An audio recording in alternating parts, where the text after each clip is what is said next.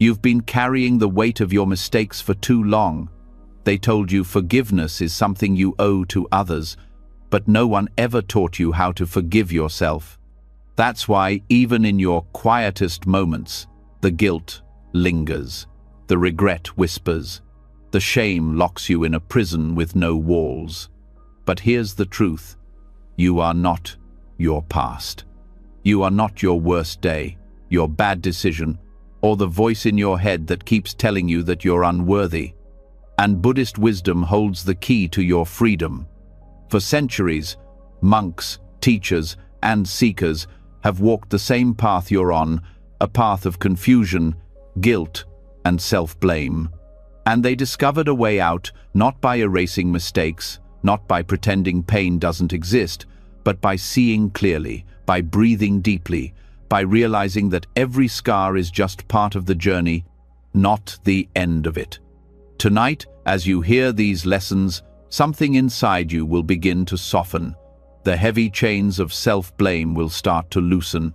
Your heart will open just a little wider, enough to let light in where the darkness has lived.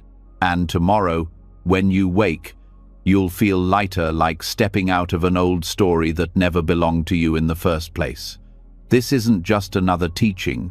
This is your invitation to finally forgive yourself, to stop fighting the past, and to start living free.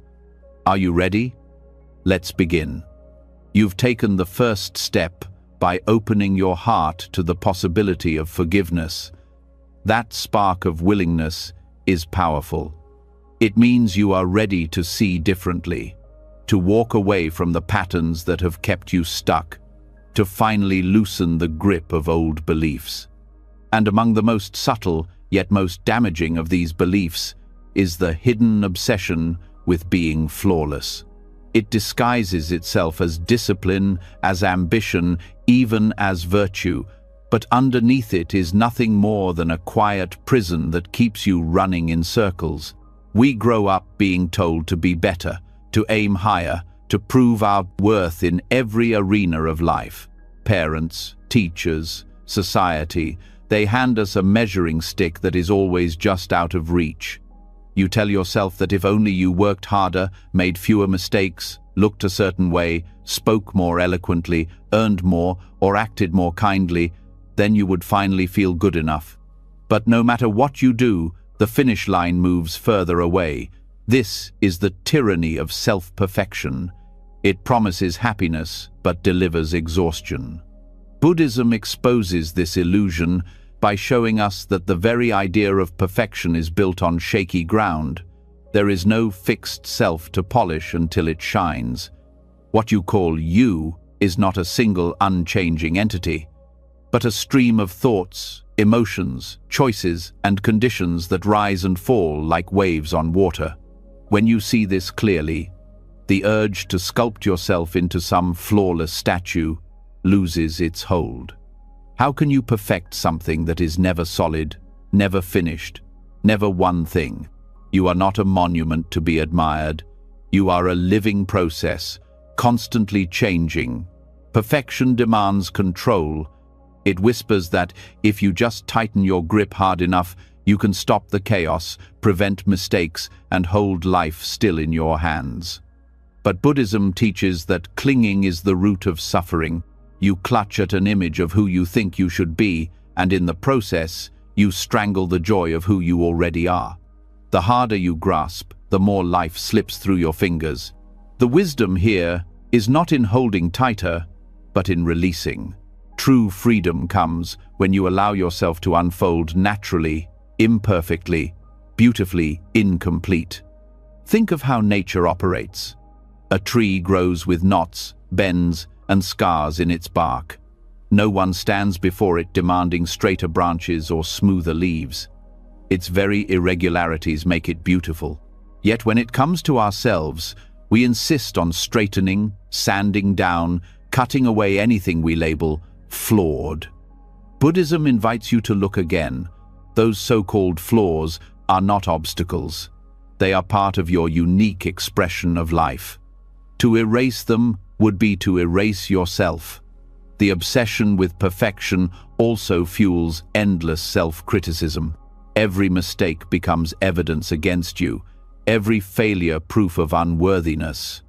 But Buddhist practice softens this harshness through mindfulness. When you observe your thoughts without judgment, you begin to see that self-criticism is just another passing phenomenon, no more solid than a cloud. It does not define you. You don't have to obey it. By stepping back and watching the stream of inner voices, you loosen their authority.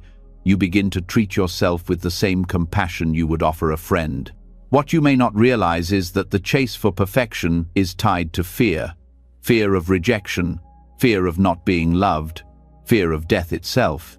If you could just be flawless, maybe you could escape the fragility of being human. But Buddhism turns this fear into wisdom.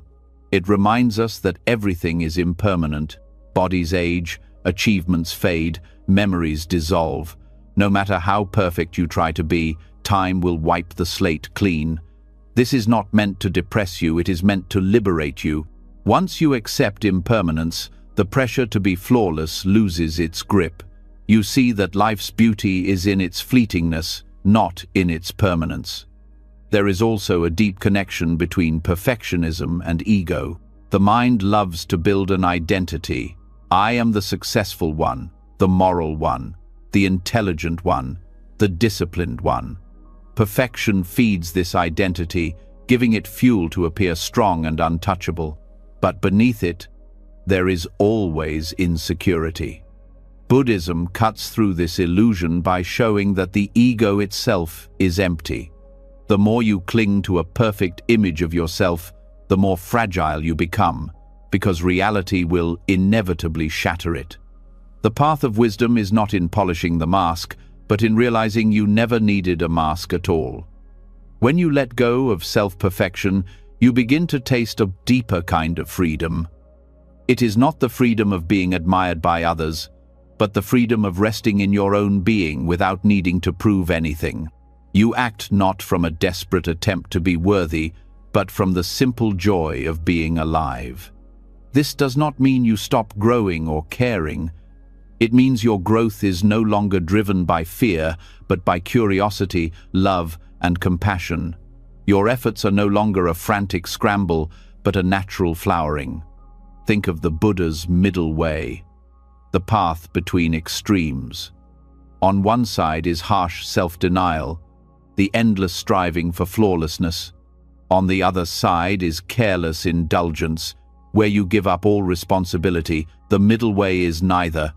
It is the steady, gentle practice of living fully as you are, while walking the path of awareness and compassion. You do not have to be perfect to walk this path. You only have to be sincere. And sincerity is something perfection can never give you. Perfection demands a mask, a performance, an image. Sincerity requires vulnerability. It asks you to show up as you truly are, with your uncertainties, your wounds, your unfinished edges. And strangely, it is in this raw sincerity that people feel closest to you and where you feel closest to yourself. Because connection comes not through flawless images, but through shared humanity.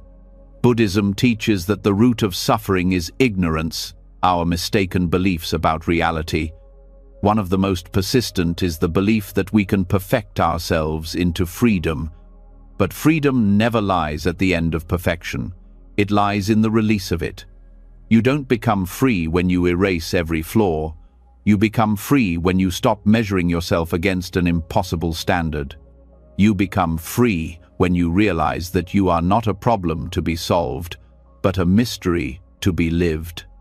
The subtle tyranny of self-perfection can hide even in spiritual practice. You may catch yourself trying to be the perfect meditator, the perfect Buddhist, the perfect follower of the path. You tell yourself that if only you meditated longer, sat straighter, chanted better, then you would be worthy of awakening.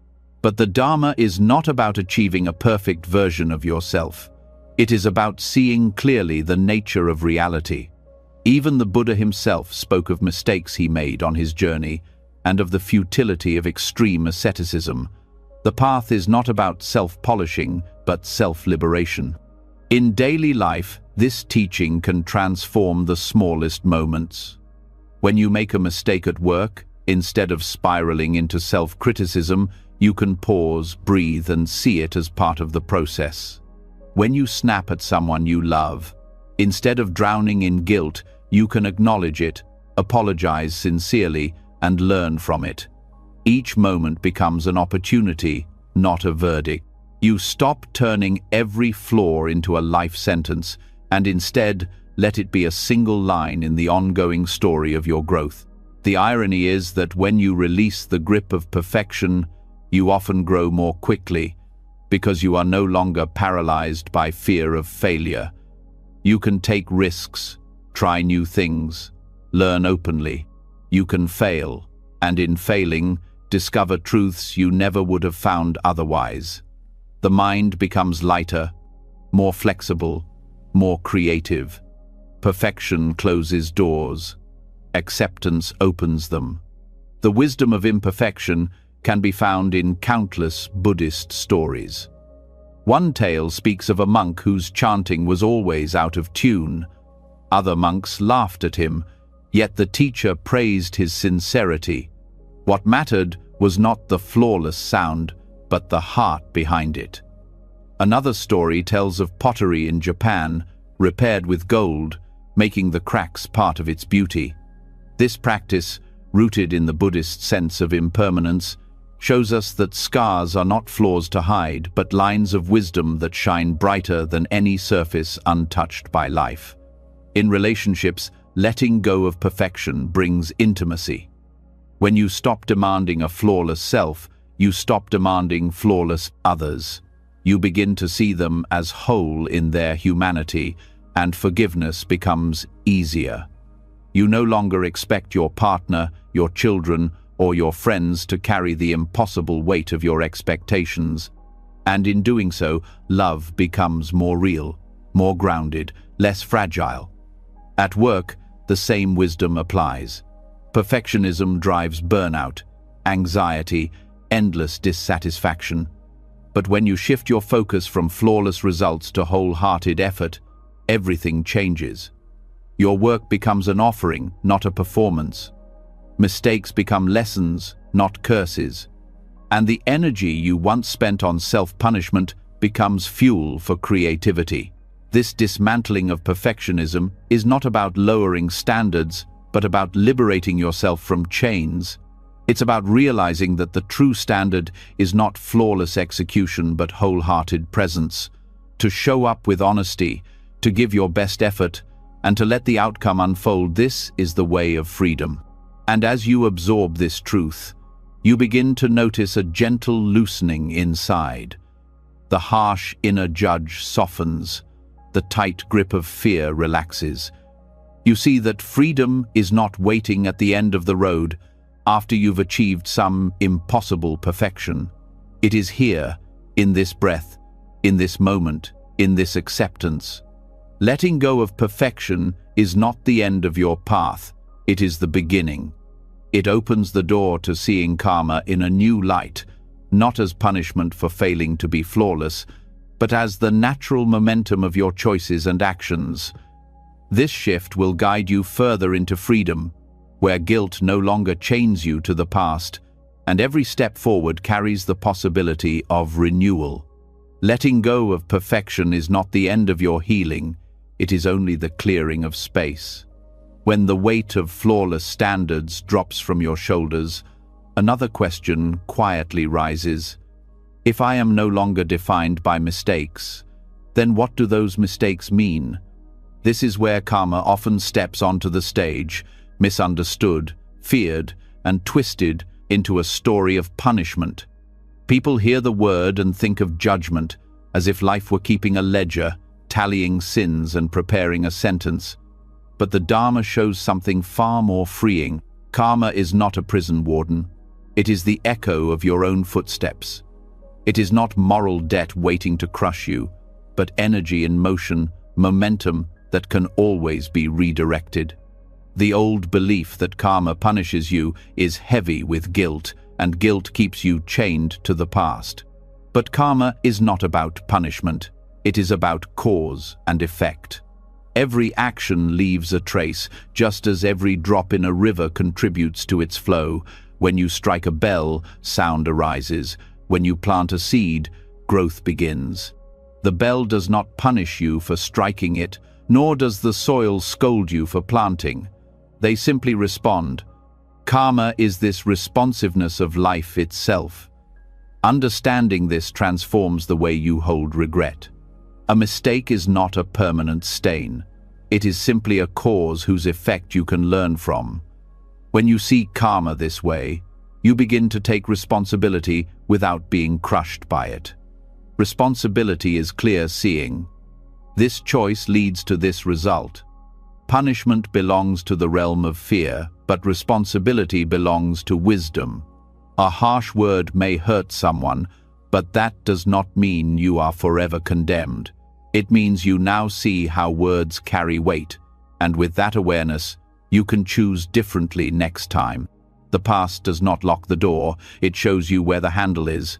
Guilt thrives on the fantasy of a permanent mistake, but karma dissolves that fantasy.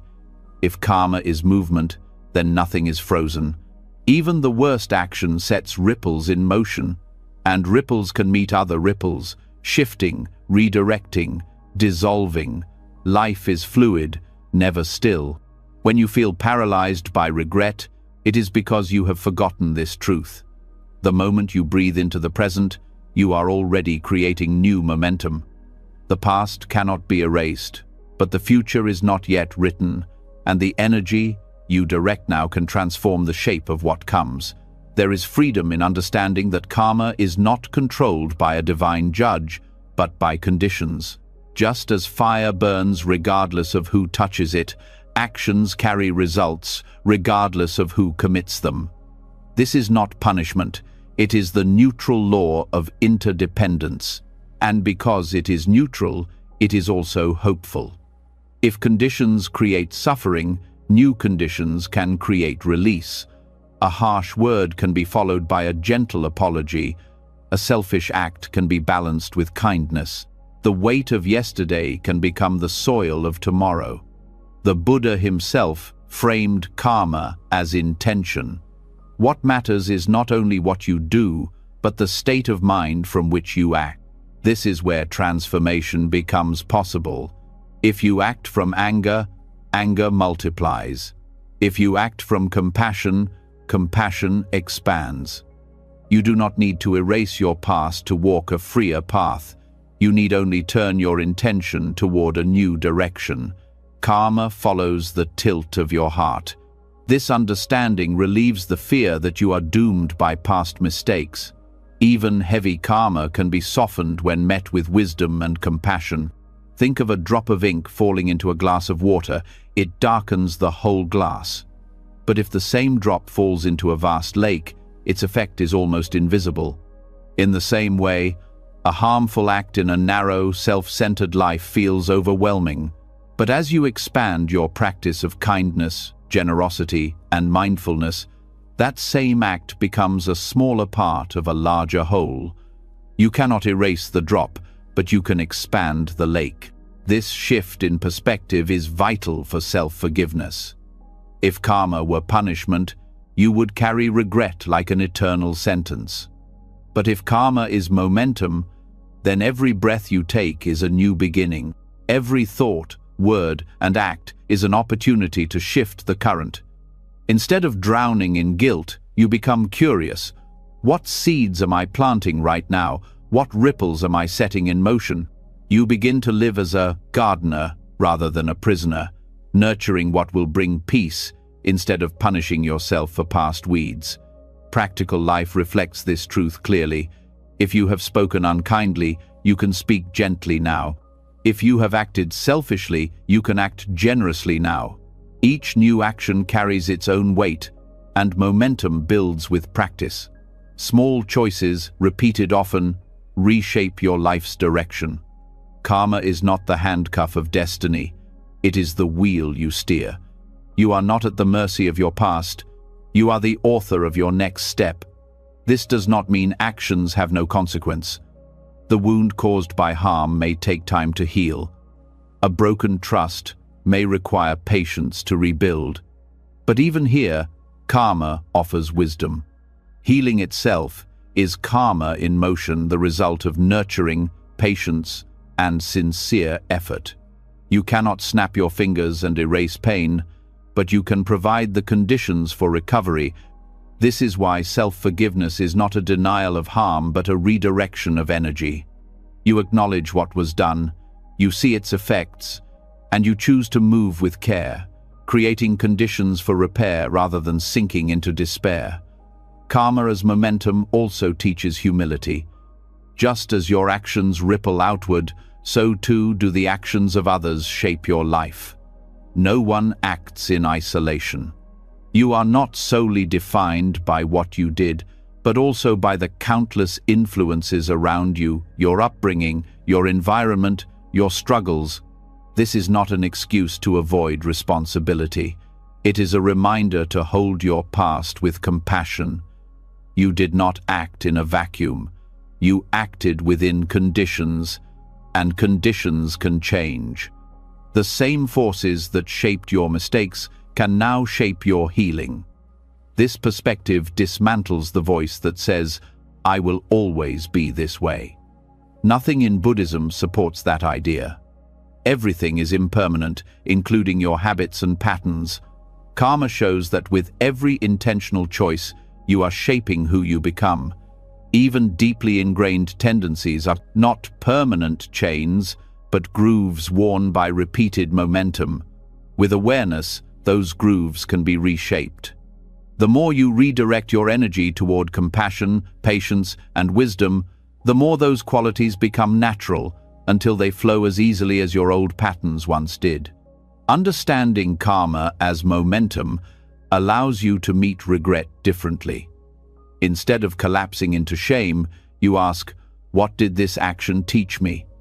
Instead of fearing punishment, you see consequence as feedback.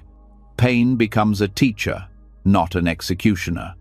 If touching a hot stove burns you, the pain is not punishment. It is the body's way of guiding you not to touch again. Karma works the same way. When actions bring suffering, it is life's way of pointing you toward another path. Regret becomes a compass, not a chain. This approach frees you from both denial and self-condemnation. You no longer need to pretend that mistakes never happened, nor do you need to brand yourself with them forever. Instead, you hold them gently as signals, reminders of where unconsciousness led you astray, and guides toward greater awareness. The very things you once hated in yourself become stepping stones on the path. On a practical level, mindfulness is the key to seeing karma as it unfolds. Without awareness, you act out of habit, repeating the same mistakes and deepening the grooves of suffering. With awareness, you notice the impulse before it hardens into action. You see anger rising, and instead of speaking words that wound, you pause and breathe. In that moment, you change the momentum. The energy of anger dissolves instead of multiplying. This is how liberation happens, not in grand gestures, but in small, consistent shifts of awareness that redirect the current of your life. Compassion also transforms karma. When you soften your heart toward yourself and others, you begin to interrupt cycles of harm. Anger answered with anger multiplies suffering, but anger met with compassion stops the chain. Self-hatred met with more. Self-hatred deepens despair, but self-hatred met with kindness opens a door. Compassion is not weakness, it is the force that turns momentum from destruction to healing. Forgiving yourself becomes natural when you see karma clearly. There is no eternal debt, there is only energy, flowing, shifting, open to redirection. You are not sentenced to suffer forever because of what you once did. You are invited to meet the present with awareness, and in doing so, to reshape the future. The river of your life is not fixed, it bends with every choice you make. Seeing karma as momentum also teaches patience. Change does not always happen instantly. Just as a large ship turns slowly, the patterns of your life may take time to redirect. But each small adjustment matters. Every gentle act, every mindful breath, every choice to respond with compassion rather than fear is a shift in current. Over time, the momentum builds, and what once felt impossible becomes natural. Patience is not passive. It is the steady trust that consistent effort reshapes the flow. In this light, forgiveness is not forgetting or excusing. It is understanding. It is seeing your actions within the web of conditions, acknowledging the momentum they created, and choosing to guide that momentum toward healing. It is realizing that guilt holds you in place, but compassion allows you to move. The past is not erased, but it is no longer the dictator of your future. This is the gift of karma understood through wisdom. Instead of living under a sentence of punishment, you live with the responsibility of freedom. Every choice is a seed, and seeds grow according to care. You cannot control every outcome, but you can nurture the direction of growth. Forgiveness arises naturally in this soil, not as indulgence but as clarity. You forgive because you see that carrying the weight of guilt serves no one, while planting new seeds benefits everyone. The teaching of karma as momentum is not abstract, it is a daily practice. Each morning you wake, the momentum of yesterday may still be present, but your intention today can bend its path. Each conversation, each decision, each breath is an opportunity to shift the flow. No act of kindness is too small, no moment of awareness too insignificant. Life is fluid, and freedom is found in how you guide its motion. When you rest in this understanding, you begin to feel lighter. The chains of punishment fall away, and in their place is the gentle responsibility of choosing well, here and now. You are not condemned to repeat the past. You are empowered to create anew. Karma is not the end of freedom, it is the doorway to it. And as you walk through that doorway, you begin to see another subtle trap waiting on the path, the extremes of shame and shamelessness. To avoid punishment, many drown in guilt. To escape guilt, others numb themselves into carelessness. But the Dharma points to a balance, a way of living responsibly without self-torture, aware without being crushed. This balance is the next step in learning to forgive yourself and to live free. When the weight of karma is no longer feared as punishment, but understood as energy and motion, a new space opens within. Yet in this space, the human heart often swings between two painful extremes. On one side lies shame, the heavy voice that whispers, "You are broken, unworthy, unredeemable." On the other side lies shamelessness, the careless avoidance of responsibility, the refusal to feel the impact of your actions. Both imprison you in different ways: shame, by chaining you to self-condemnation; shamelessness, by cutting you off from growth and empathy. The Dharma points to a path beyond these extremes, a way of walking with awareness and compassion, where you can face your actions honestly without being crushed, and move forward without denial. Shame thrives on the illusion of permanence. It convinces you that a single mistake defines your entire being, that your worth is forever contaminated. This voice becomes so loud that it drowns out every act of kindness, every effort to change, every seed of goodness that exists within you. Buddhism dismantles this illusion through the truth of impermanence. No mental state, no identity, no story is fixed. Just as clouds shift across the sky, your sense of self is fluid. The action you regret is not a permanent brand, but one moment in a stream of moments. When you see this clearly, shame loses its authority. You are not frozen in one act. You are alive, changing, and open to renewal. Yet to swing away from shame into shamelessness is no less dangerous. Shamelessness denies the impact of what you do. It numbs you, convinces you that nothing matters, that you can act without consequence. But this cuts you off from the very heart of compassion. If you cannot feel the weight of your actions, you cannot learn from them, nor can you truly connect to others. Shamelessness creates a cold distance, an emptiness where empathy should live. The Buddha did not teach indifference, but awareness rooted in kindness. To ignore the harm you cause is not freedom, it is blindness. The middle way is the balance point, where self-awareness is present but not poisoned by self-hatred, where responsibility is accepted without collapsing into despair. Walking this path means acknowledging the reality of your actions while also holding space for your humanity. You learn to say, "Yes, I caused harm," without adding, "and therefore I am worthless." You learn to accept accountability without drowning in punishment. This balance nurtures growth rather than paralysis. Mindfulness is the foundation of this balance. By observing your thoughts and feelings as they arise, you begin to notice the pull toward shame or shamelessness.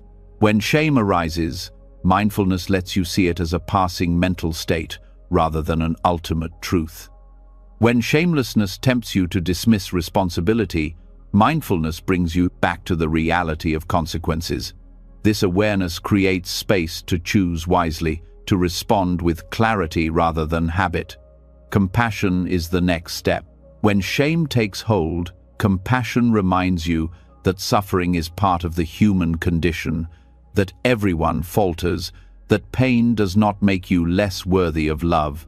When shamelessness tempts you to harden your heart, compassion softens you, reminding you of the shared vulnerability of others. Compassion is the thread that weaves responsibility and forgiveness together, creating a fabric strong enough to hold both truth and healing. The middle way also requires humility. Shame often arises from pride, turned inward, the belief that you should be above mistakes, that failure makes you less than others. Shamelessness arises from pride turned outward, the belief that you are above accountability, that others' suffering is less important than your comfort. Humility cuts through both. It reminds you that you are neither above nor below, but part of the same fragile human web as everyone else. This humility opens the door to sincerity, where you can admit faults honestly and still stand with dignity. In relationships, this balance changes everything. Shame often makes you withdraw, hiding mistakes for fear of judgment. Shamelessness pushes you to dismiss others' pain, pretending it does not matter. But the middle way invites openness. You can admit when you have hurt someone without shrinking into self-loathing, and you can care for their hurt without losing yourself in endless guilt. This creates genuine reconciliation, built not on denial or self-punishment, but on truth and compassion. In daily life, the balance between shame and shamelessness allows for real learning. When shame dominates, every failure feels catastrophic, so you avoid risk, stifle creativity, and bury your voice. When shamelessness dominates, you repeat mistakes, blind to their cost. But in balance, failure becomes a teacher. You can try, stumble, learn, and try again. You see errors not as verdicts but as lessons, and lessons naturally lead to wisdom. This middle way also transforms how you relate to yourself internally. Shame fills the mind with harsh inner dialogue, words you would never speak to another person. Shamelessness silences the voice altogether, ignoring its guidance. Balance invites a new inner language, honest but gentle, clear but kind. Instead of, "I am worthless," you say, "That choice brought pain, and I can choose differently." Instead of, "It doesn't matter," you say, "This matters, and I will care." The tone shifts from condemnation or dismissal to compassionate responsibility. Buddhist practice offers concrete tools to cultivate this balance. Metta meditation, the practice of loving kindness, helps dissolve shame by nurturing unconditional goodwill toward yourself. Repeating phrases like, "May I be free from suffering," "May I be at peace," softens the inner critic. At the same time, mindfulness of actions keeps shamelessness in check as you pay attention to the ripples your behavior creates. These practices together form a compass, guiding you steadily along the middle way. Another layer of balance is the recognition of interdependence. Shame isolates you, convincing you that your failures separate you from others. Shamelessness isolates in another way, by closing you off from the reality of others' feelings. But interdependence reveals that your life and actions are woven into a larger fabric. Your mistakes are not unique failures. They are part of the shared human experience. Your acts of kindness are not isolated gestures. They ripple outward to touch others. When you see yourself within this web, extremes soften. You cannot hate yourself as utterly as shame demands, nor can you dismiss others as shamelessness tempts. This middle way is not a fixed point, but a living practice. At times you may lean too far toward shame, at other times toward shamelessness. The balance is found by continually returning, again and again, to awareness, compassion, humility, and interconnection. Each return strengthens your ability to walk steadily, even when the path feels narrow. As this practice deepens, you begin to sense a new kind of freedom. You are no longer trapped in the endless cycle of self-condemnation, nor lost in the haze of indifference. Instead, you live with honesty, responsibility, and kindness. You forgive yourself without excusing harm, and you grow without drowning in guilt. You discover that balance is not a compromise, but a strength, a way of being fully awake and fully human. And in this strength, another illusion begins to dissolve. Shame insists that mistakes are permanent marks. Shamelessness pretends they leave no mark at all. But the Dharma teaches that both are wrong. The truth lies deeper, in the nature of emptiness itself. To see clearly that no mistake is fixed, no identity is solid, no failure is eternal, that is the next step on the path of self-forgiveness and freedom. When balance frees you from the pull of shame and the numbness of shamelessness, a deeper question still lingers. Why do mistakes feel so permanent, as if they carve scars into your very identity? Why does one action, one word, one choice from the past seem to define the whole of who you are? The human mind clings to these moments, replaying them as though they form the core of your being. But Buddhism reveals that this belief rests on a misunderstanding.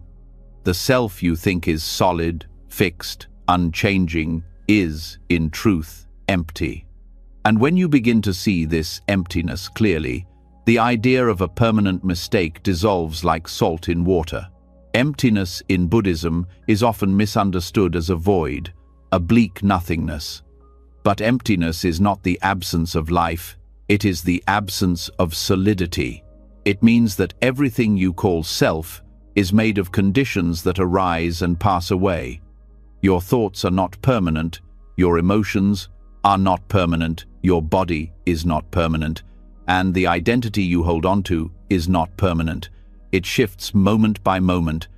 Just as a flame depends on fuel, air, and heat, your sense of self depends on countless causes and conditions.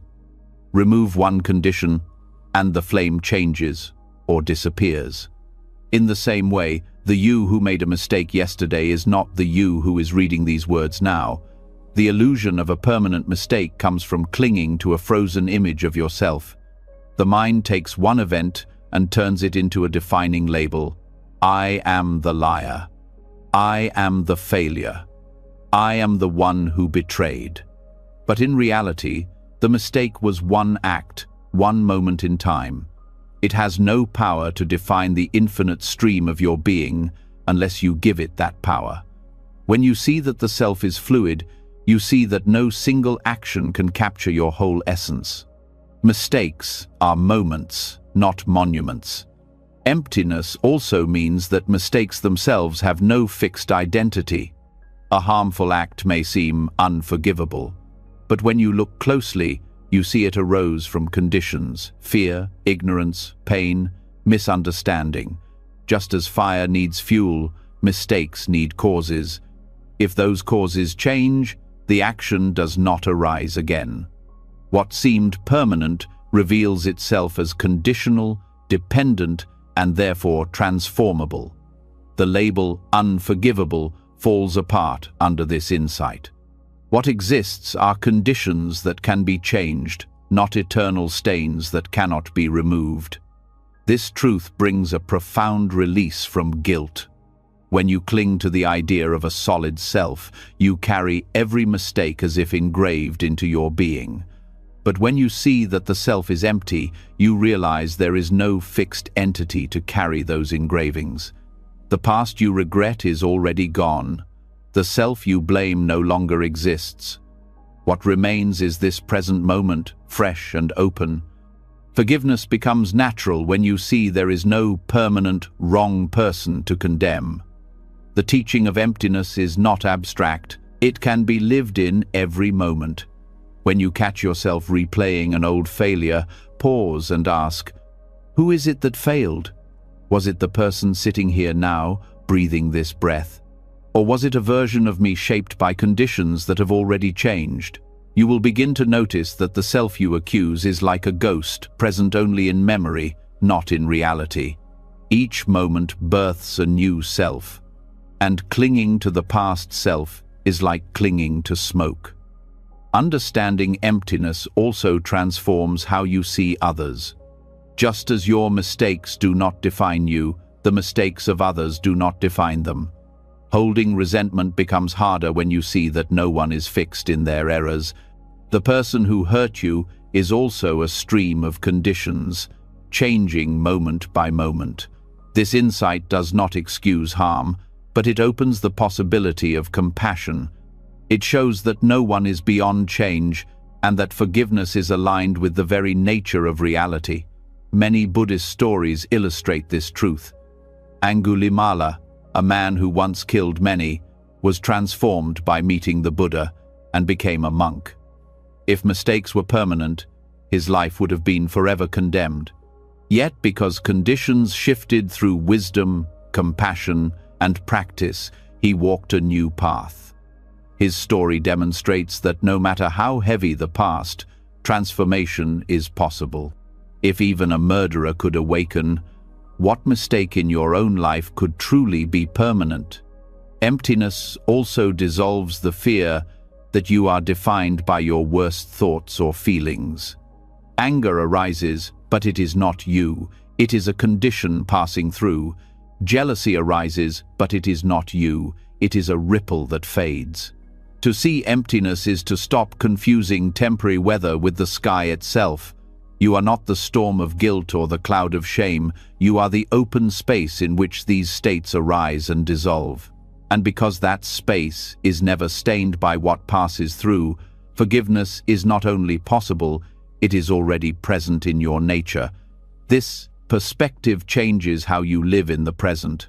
When you release the illusion of a permanent mistake, you stop defending, hiding, or performing to prove your worth. You no longer need to construct a perfect image to cover an old flaw. You can meet life with honesty, because you know your being is not defined by past errors. This honesty deepens your relationships, builds trust, and nurtures connection. Others sense the freedom in you and feel safe to show their own imperfections. Forgiveness ripples outward, softening not only your heart but the hearts around you. Meditation is a direct way to taste emptiness. When you sit and observe your breath, you see how thoughts arise and vanish. A memory of regret surfaces, then dissolves. An image of the past comes, then goes. If you watch long enough, you see there is no solid core holding these thoughts together. They are like beads on a string, but when you look for the string, it is not there. This insight breaks the illusion that mistakes are fixed in stone. They are simply passing mental formations, no different from clouds in the sky. This insight does not mean ignoring consequences. If your action hurts someone, the effect may still remain. But emptiness shows that even these effects are not fixed. They too change with time, with healing, with new conditions. A broken trust can slowly mend, a wound can scar and fade, a relationship can transform. To see emptiness is to see possibility where guilt sees only permanence. It encourages responsibility, not despair, because every condition you create now can shape a new outcome. On a personal level, emptiness frees you from self-hatred. Hatred clings to the idea of a fixed self that deserves punishment. But if the self is empty, who is there to hate? Who is there to condemn? Hatred dissolves into understanding, and understanding blooms into compassion. You see that your mistakes arose from ignorance, just as a child may stumble because they do not yet know how to walk. Would you hate the child for falling? Or would you help them rise and guide their steps? Seeing your own emptiness allows you to respond to yourself with the same compassion. Emptiness also reveals the futility of perfectionism. If there is no fixed self, then what is there to perfect? Every effort to polish your identity becomes like trying to sculpt water.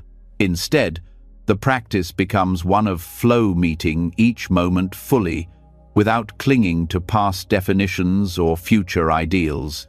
Forgiveness here is not an act of erasing, but of releasing, letting the current carry you forward without dragging anchors of guilt. When you begin to live this way, the fear of being permanently defined by the past melts. You see yourself as a river, not a rock.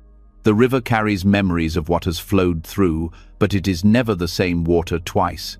Each moment is fresh. Each breath is renewal.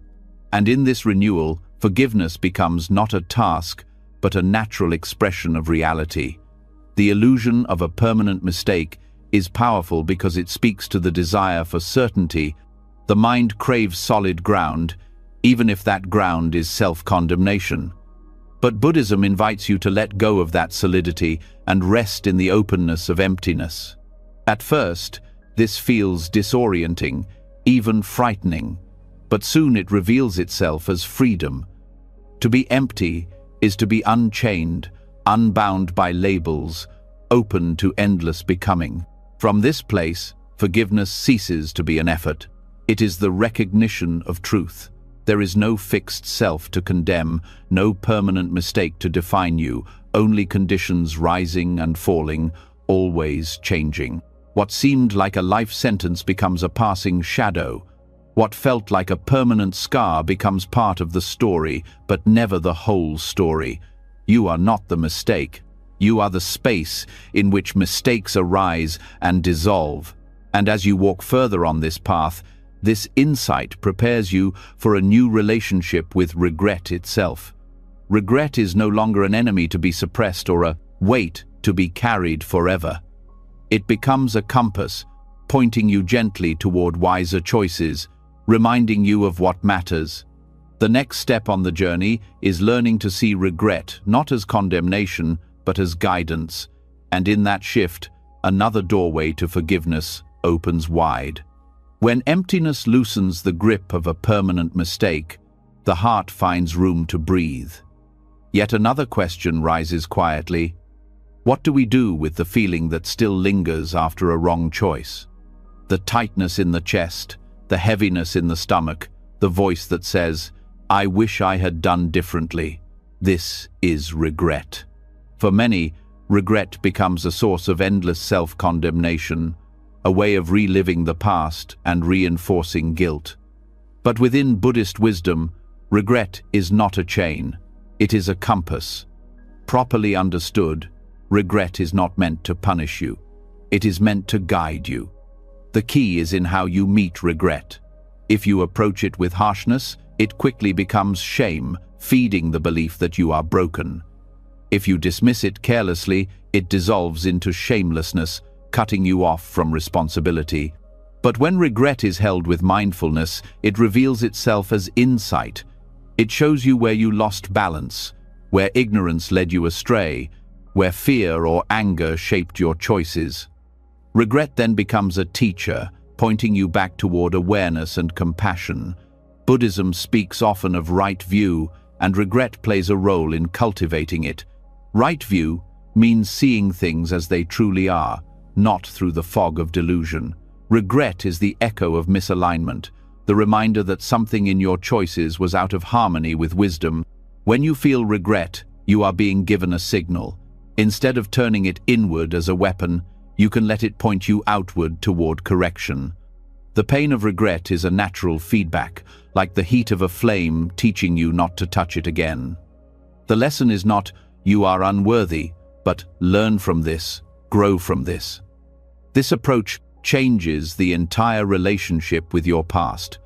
You no longer need to fear, regret, or run from it.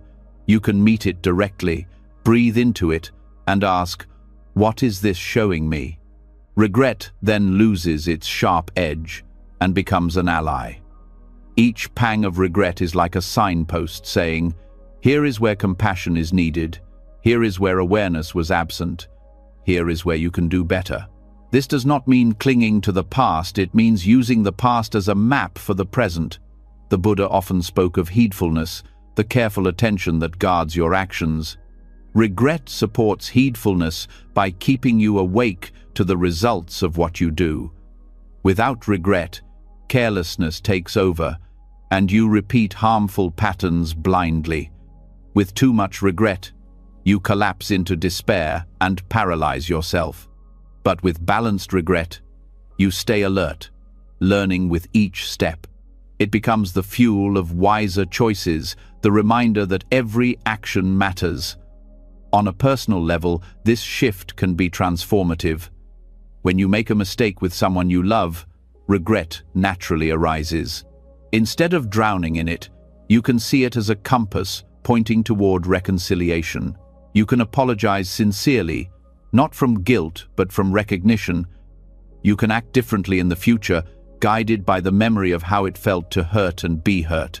Regret, in this way, strengthens relationships rather than destroying them. It builds integrity, because people sense that you learn and grow rather than hide or deny. This same principle applies in the inner world.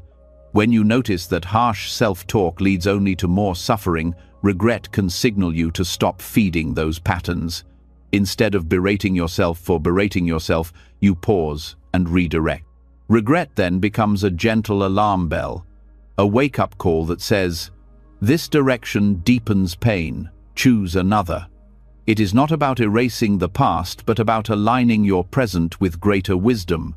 Buddhist practice emphasizes mindfulness of cause and effect, and regret plays into this awareness. Each action creates conditions. Regret allows you to feel those conditions directly, so that you are less likely to repeat them. In this way, regret is not a punishment but a preventative. It is life's way of guiding you toward liberation. Without it, the same mistakes would cycle endlessly. With it, you see more clearly where freedom lies. There is also a profound compassion hidden in regret. To feel regret means you care. You care about the impact of your actions, about the suffering of others, about the alignment of your life with truth. Without regret, compassion has no ground. Regret, when held wisely, shows the heart is awake enough to feel. It is not a weakness, but a strength. It means you are connected, sensitive to life, willing to grow. The danger lies in confusing regret with guilt. Guilt says, I am bad. Regret says, that action brought pain. Guilt attacks your identity. Regret guides your awareness. One imprisons you, the other liberates you. This distinction is vital for self-forgiveness. You can let regret speak without letting it become a permanent judgment.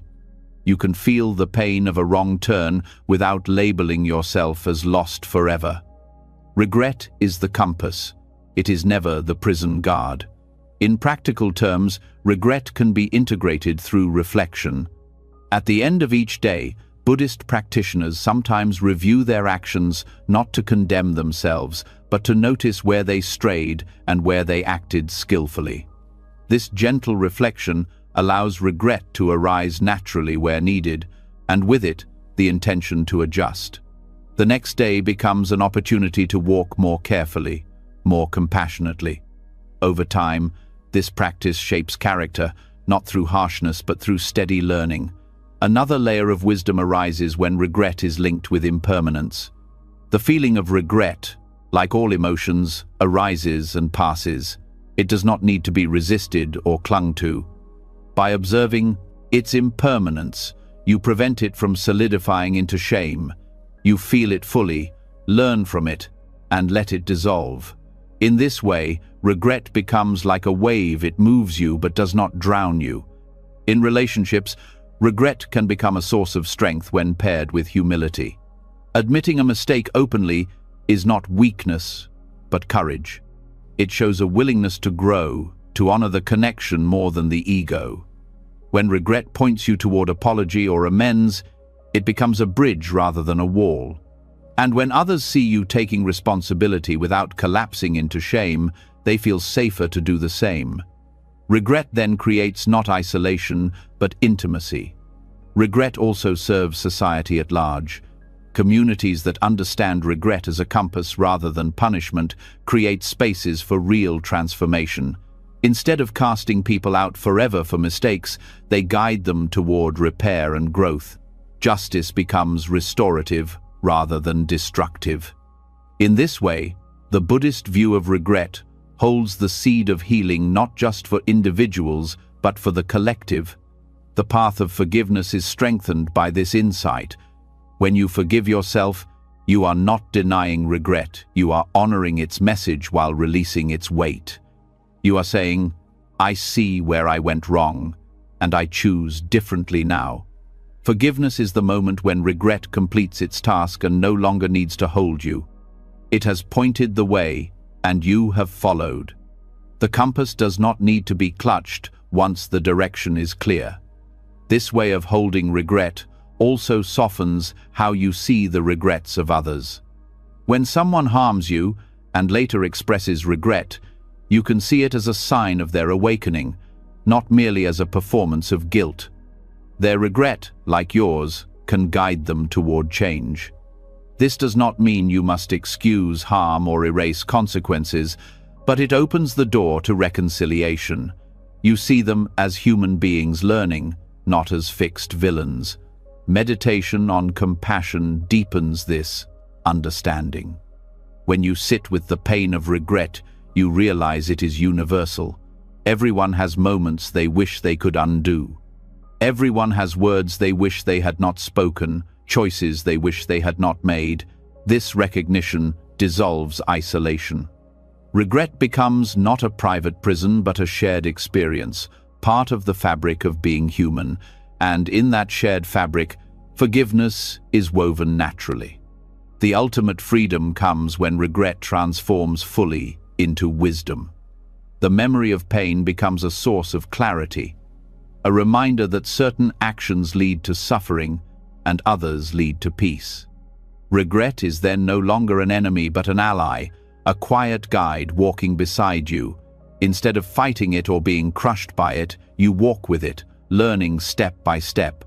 This transformation does not happen overnight. It requires mindfulness, compassion, humility, and patience. But with practice, the shift becomes steady. You no longer dread regret, because you know its purpose. You meet it with openness, let it teach you, and let it go. In this way, regret becomes part of the path to liberation, one more teacher in the great unfolding of your life. And as this teacher fades into the background, another lesson emerges. If regret can guide without condemning, then mistakes themselves can be seen not as failures, but as opportunities for wisdom. What once felt like falling short can be reframed as part of the journey.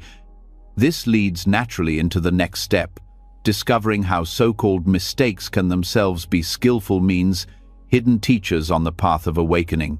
When regret is no longer a chain but a compass, the way you see mistakes themselves begins to shift. They stop appearing as dead ends and start revealing themselves as hidden pathways. What once felt like failure becomes something else entirely, a lesson wrapped in disguise, a teacher that speaks through pain and disappointment. In Buddhism, this is known as skillful means, the idea that even the most difficult moments can be turned into tools for awakening when held with wisdom. Instead of burying your mistakes or cursing them, you learn to work with them, to transform them into stepping stones rather than stumbling blocks. Skillful means is rooted in the recognition that wisdom does not always come from smooth roads. Often, the very situations you wish had never happened contain the seeds of your deepest insight. When you look back at your life, you may find that the times you grew most were not when everything went right, but when things fell apart. It is through mistakes that humility blossoms, compassion deepens, and awareness sharpens. To redefine mistakes as teachers is to reclaim your past as a source of strength rather than a weight of shame. The Buddha himself used the concept of skillful means to teach. He did not offer one rigid path for all, but adjusted his teachings to meet people where they were.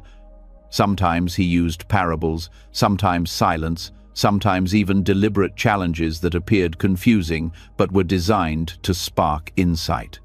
In the same way, mistakes can function as skillful means within your own life. Though not intended in the same deliberate way as the Buddha's teaching, they can still serve the same function: to wake you up. This perspective shifts the emotional tone of self-reflection. Instead of seeing failure as evidence of your unworthiness, you begin to ask, "What is this teaching me?" A harsh word spoken in anger may show you the depth of your unhealed wounds. A wrong decision at work may reveal where you ignored intuition. A broken relationship may teach you the necessity of honesty and presence. These are not punishments, but invitations to grow. The pain of the mistake is not the end, it is the doorway. To approach mistakes this way requires courage. The natural impulse is to look away, to cover them with excuses or sink into shame. But courage means facing them directly, without judgment, with the willingness to learn. This is not easy, yet it is liberating. Each time you turn toward a mistake with openness, you disarm its power. It ceases to be a wound that festers and becomes a lesson that heals. Skillful means also teaches adaptability. Life rarely follows the script you write for it. Plans unravel, intentions backfire, and outcomes surprise you. To hold mistakes as teachers is to remain flexible, to see that even when things go wrong, they can still serve the path.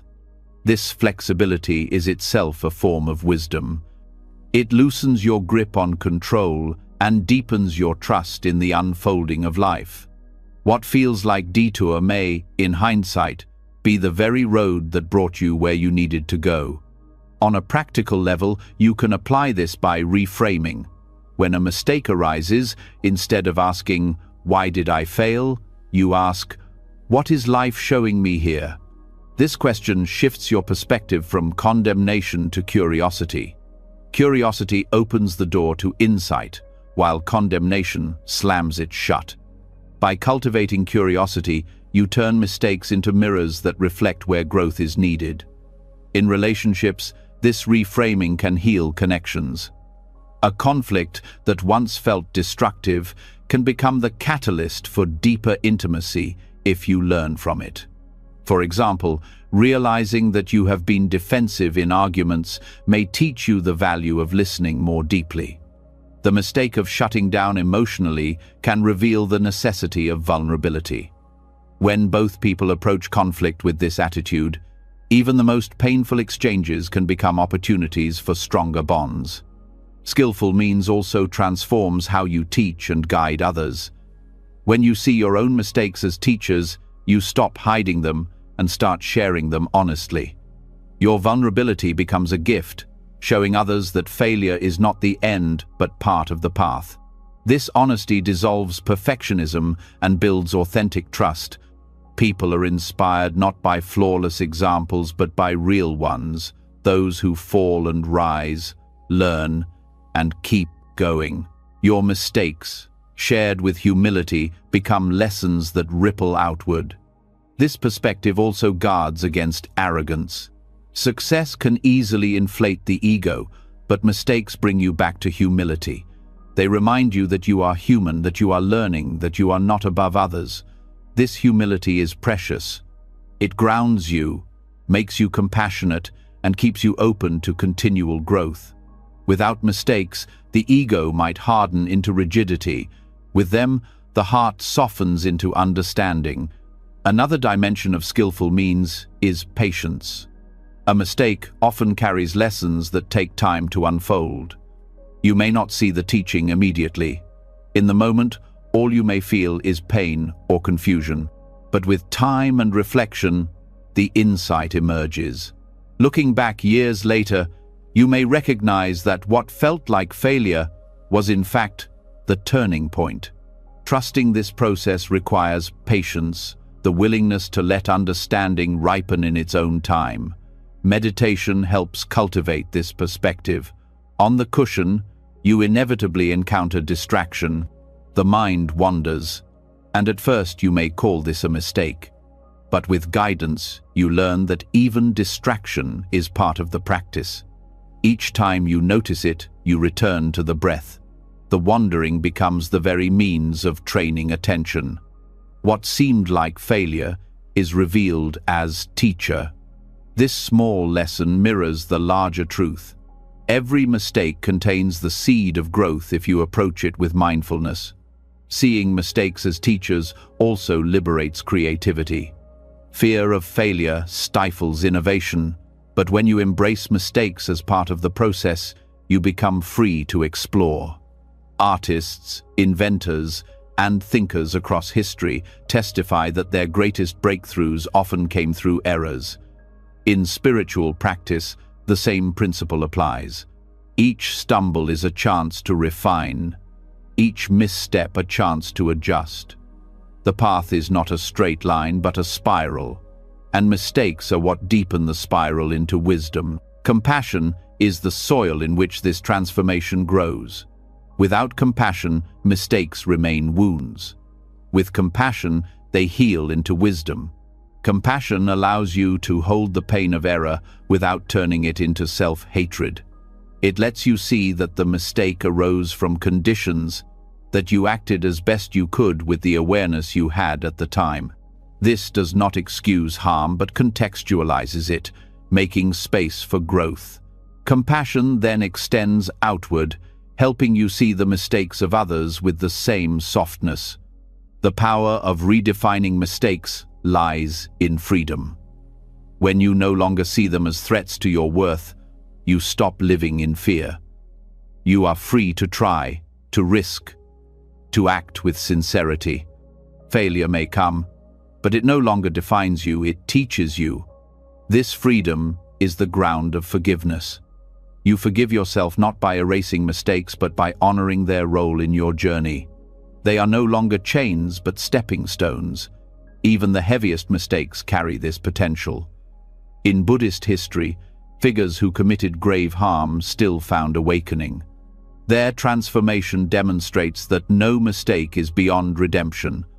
The greater the fall, the greater the possibility for awakening when the lesson is embraced. This truth dissolves despair. No matter what has happened, the path remains open. Living with this perspective creates a life of resilience. You meet setbacks not with collapse, but with curiosity. You meet failure not with despair, but with openness. Every turn of the road, no matter how painful, becomes part of the unfolding path. Life ceases to be a fragile structure threatened by mistakes and becomes a dynamic process enriched by them. In this way, mistakes reveal their true nature as teachers. They are not obstacles to awakening, but essential parts of it. Each one deepens humility, compassion, and awareness. Each one shapes you into someone more present, more real, more awake. To redefine mistakes as teachers is to embrace the whole of life as a field of practice where nothing is wasted and everything is usable on the path to freedom. When mistakes are reframed as teachers, a door opens to resilience, growth, and compassion. Yet, even with this understanding, many still carry a heavy burden that lingers quietly in the background, the story of identity built around failure. It is not the single error that wounds the most, but the ongoing narrative that says, "This is who I am." The story repeats in the mind like a haunting refrain, turning one event into a lifelong definition. To be free, it is not enough to learn from mistakes. You must release the identity story itself. Identity stories are powerful because they offer a sense of certainty. The human mind craves coherence and seeks to organize scattered experiences into a fixed tale. I am the one who always disappoints. I am the one who can never get it right. These stories are stitched together from fragments of memory, often without questioning whether they truly reflect reality. Over time, they become cages, shaping how you see yourself and how you act. When you meet new challenges, you no longer respond freshly, you respond through the lens of the old story. Buddhism offers a radical liberation here by pointing to the emptiness of self. The stories you tell are not truth but constructions. They are woven from memory, perception, and interpretation, none of which are permanent or reliable. The self you condemn today is not the same self who made a mistake years ago. Yet the story makes it feel as if the past is carved into your very being. The Dharma invites you to loosen this grip, to see that the narrative is just that, a narrative. It is not your essence. Non-attachment to identity stories does not mean erasing memory or denying responsibility. It means meeting the past without clinging to it as who you are. You can acknowledge what happened, even learn deeply from it, without turning it into a permanent definition. The phrase, "I failed," describes a moment. The phrase, "I am a failure," constructs a prison. Non-attachment is the art of keeping the moment, as it is a passing event, without solidifying it into a lifelong label. This shift transforms daily life. When you hold tightly to identity stories, every experience becomes filtered. If you see yourself as the one who failed, even small successes feel like temporary accidents rather than reflections of growth. Praise feels undeserved, opportunities feel dangerous, and risks feel impossible. By releasing the story, you meet each experience with openness, unburdened by the past. Success can be enjoyed without suspicion, and challenges can be faced without dread. Meditation reveals this truth directly. When you sit and watch your mind, you notice thoughts arise like clouds. One thought may say, "I am worthless." Another may say, "I can't change." But when you observe closely, you see these are not permanent truths. They are momentary formations. They arise, linger, and pass. The identity story loses its solidity under the light of awareness. It is no more fixed than a breeze. With practice, you stop believing every thought that appears. You see them as movements of mind, not declarations of reality. The stories you carry are often inherited as well. Family, culture, and society feed narratives into you from childhood. You may carry the voice of a parent who said you would never amount to anything, or the echo of a teacher who marked you as inadequate. These voices shape identity stories long before you are old enough to question them. Non-attachment means recognizing that these are not your essence but external imprints. They are conditions, not truths. By seeing them as inherited, you loosen their hold. This insight fosters compassion. If your identity stories are not solid, then neither are those of others. When someone around you says, "I am hopeless," or "I am broken," you can see the narrative for what it is: a construction shaped by pain and conditioning. You can meet them not as a fixed identity, but as a fluid being, always capable of change. And as you see others this way, you reinforce the same compassion for yourself. Non-attachment to identity stories also opens the door to creativity. Stories limit possibility. If you tell yourself, "I am not the kind of person who can lead," you never attempt leadership. If you say, "I am the one who always ruins things," you avoid risks that might bring growth. Releasing the story frees you to step into new roles, to try new paths, to live more fully. Identity becomes fluid, adaptable, open. You are not chained to the past. You are alive in the present, capable of endless becoming. This does not mean you deny patterns. Habits exist, tendencies exist, but they are not destiny. A habit is a groove, not a definition. With awareness, grooves can be reshaped. By practicing new ways of thinking and acting, you carve fresh patterns into the mind. Over time, the old story fades, and a new openness takes root. Non-attachment is the trust that change is possible because nothing in your being is fixed. Buddhist teachings often use the metaphor of a raft. The Dharma itself is described as a raft used to cross a river. Once across, you do not carry the raft on your back, you leave it behind. Identity stories are like heavy rafts built out of memory and guilt. You may have used them once to make sense of your life, but to carry them forever only weighs you down. Letting go is not abandonment of responsibility, it is the refusal to drag unnecessary weight when you are free to walk forward. The practice of mindfulness in speech can also dissolve identity stories. Each time you catch yourself saying, "I am always this way," or "I can never do that," pause. Notice the story embedded in the words. Ask whether it reflects the present truth or a past label. By becoming conscious of language, you weaken the automatic repetition of the story. Slowly, the grip loosens, and you create space for new expressions of self. Forgiveness deepens when identity stories are released. If you are not defined by your worst mistake, then forgiveness is not about erasing who you are, but about seeing who you truly are beyond the story. Forgiveness becomes a recognition of impermanence, that the self who acted then is not the self here now. This recognition brings a softening, a willingness to let go, a freedom to move forward without dragging the weight of identity. The release of stories also cultivates humility. Identity, whether negative or positive, tends to harden into rigidity. "I am the successful one" can become as confining as "I am the failure." Both are prisons because they bind you to a role. Non-attachment frees you from both. You can succeed without clinging to the label, fail without clinging to the shame. Life becomes fluid, lived moment to moment, rather than trapped in narrative. This fluidity is not emptiness in the sense of nothingness, it is fullness in the sense of freedom. You are no longer reduced to a single storyline, but open to countless possibilities. Each breath is a chance to begin again, unshackled from the past.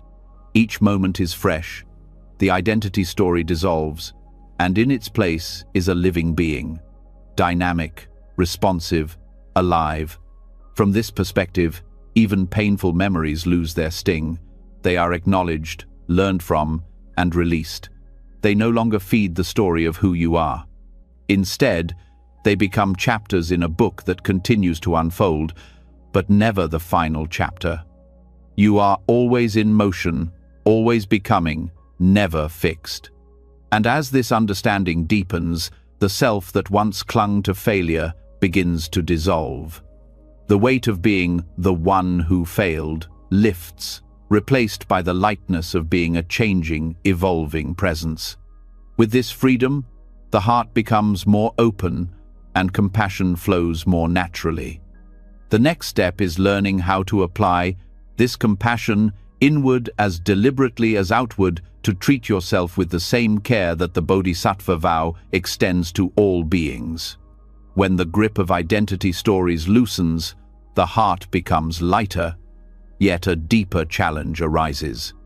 You may release the old narratives, but do you know how to treat yourself with the tenderness you so freely extend to others? Many walk the path of compassion outwardly, offering patience, forgiveness, and understanding to friends, family, even strangers, but turn inward with harshness and neglect. The Bodhisattva vow, often spoken of as a promise to save all beings from suffering, also points to the self. To live fully, you must recognize that you, too, are a being worthy of liberation. Extending compassion inward is not indulgence. It is wisdom, because without caring for yourself, your compassion for others remains incomplete. The Bodhisattva embodies boundless compassion, a willingness to walk into the suffering of the world with courage and love. Yet many forget that this same vow must be applied inward, or else it becomes unbalanced. If you refuse kindness to yourself, you reinforce the very suffering you wish to heal. You become like a candle lighting others while slowly burning out. True compassion is not selective, it includes every being, and you are one of them. Treating yourself with bodhisattva compassion begins with acknowledging your own suffering. Often, people dismiss their pain as unimportant compared to the suffering of others. They think, others have it worse, so I should not complain. But this mindset denies reality. Pain is pain, and it deserves to be seen. Buddhist wisdom teaches that suffering is universal, not to be ranked or minimized.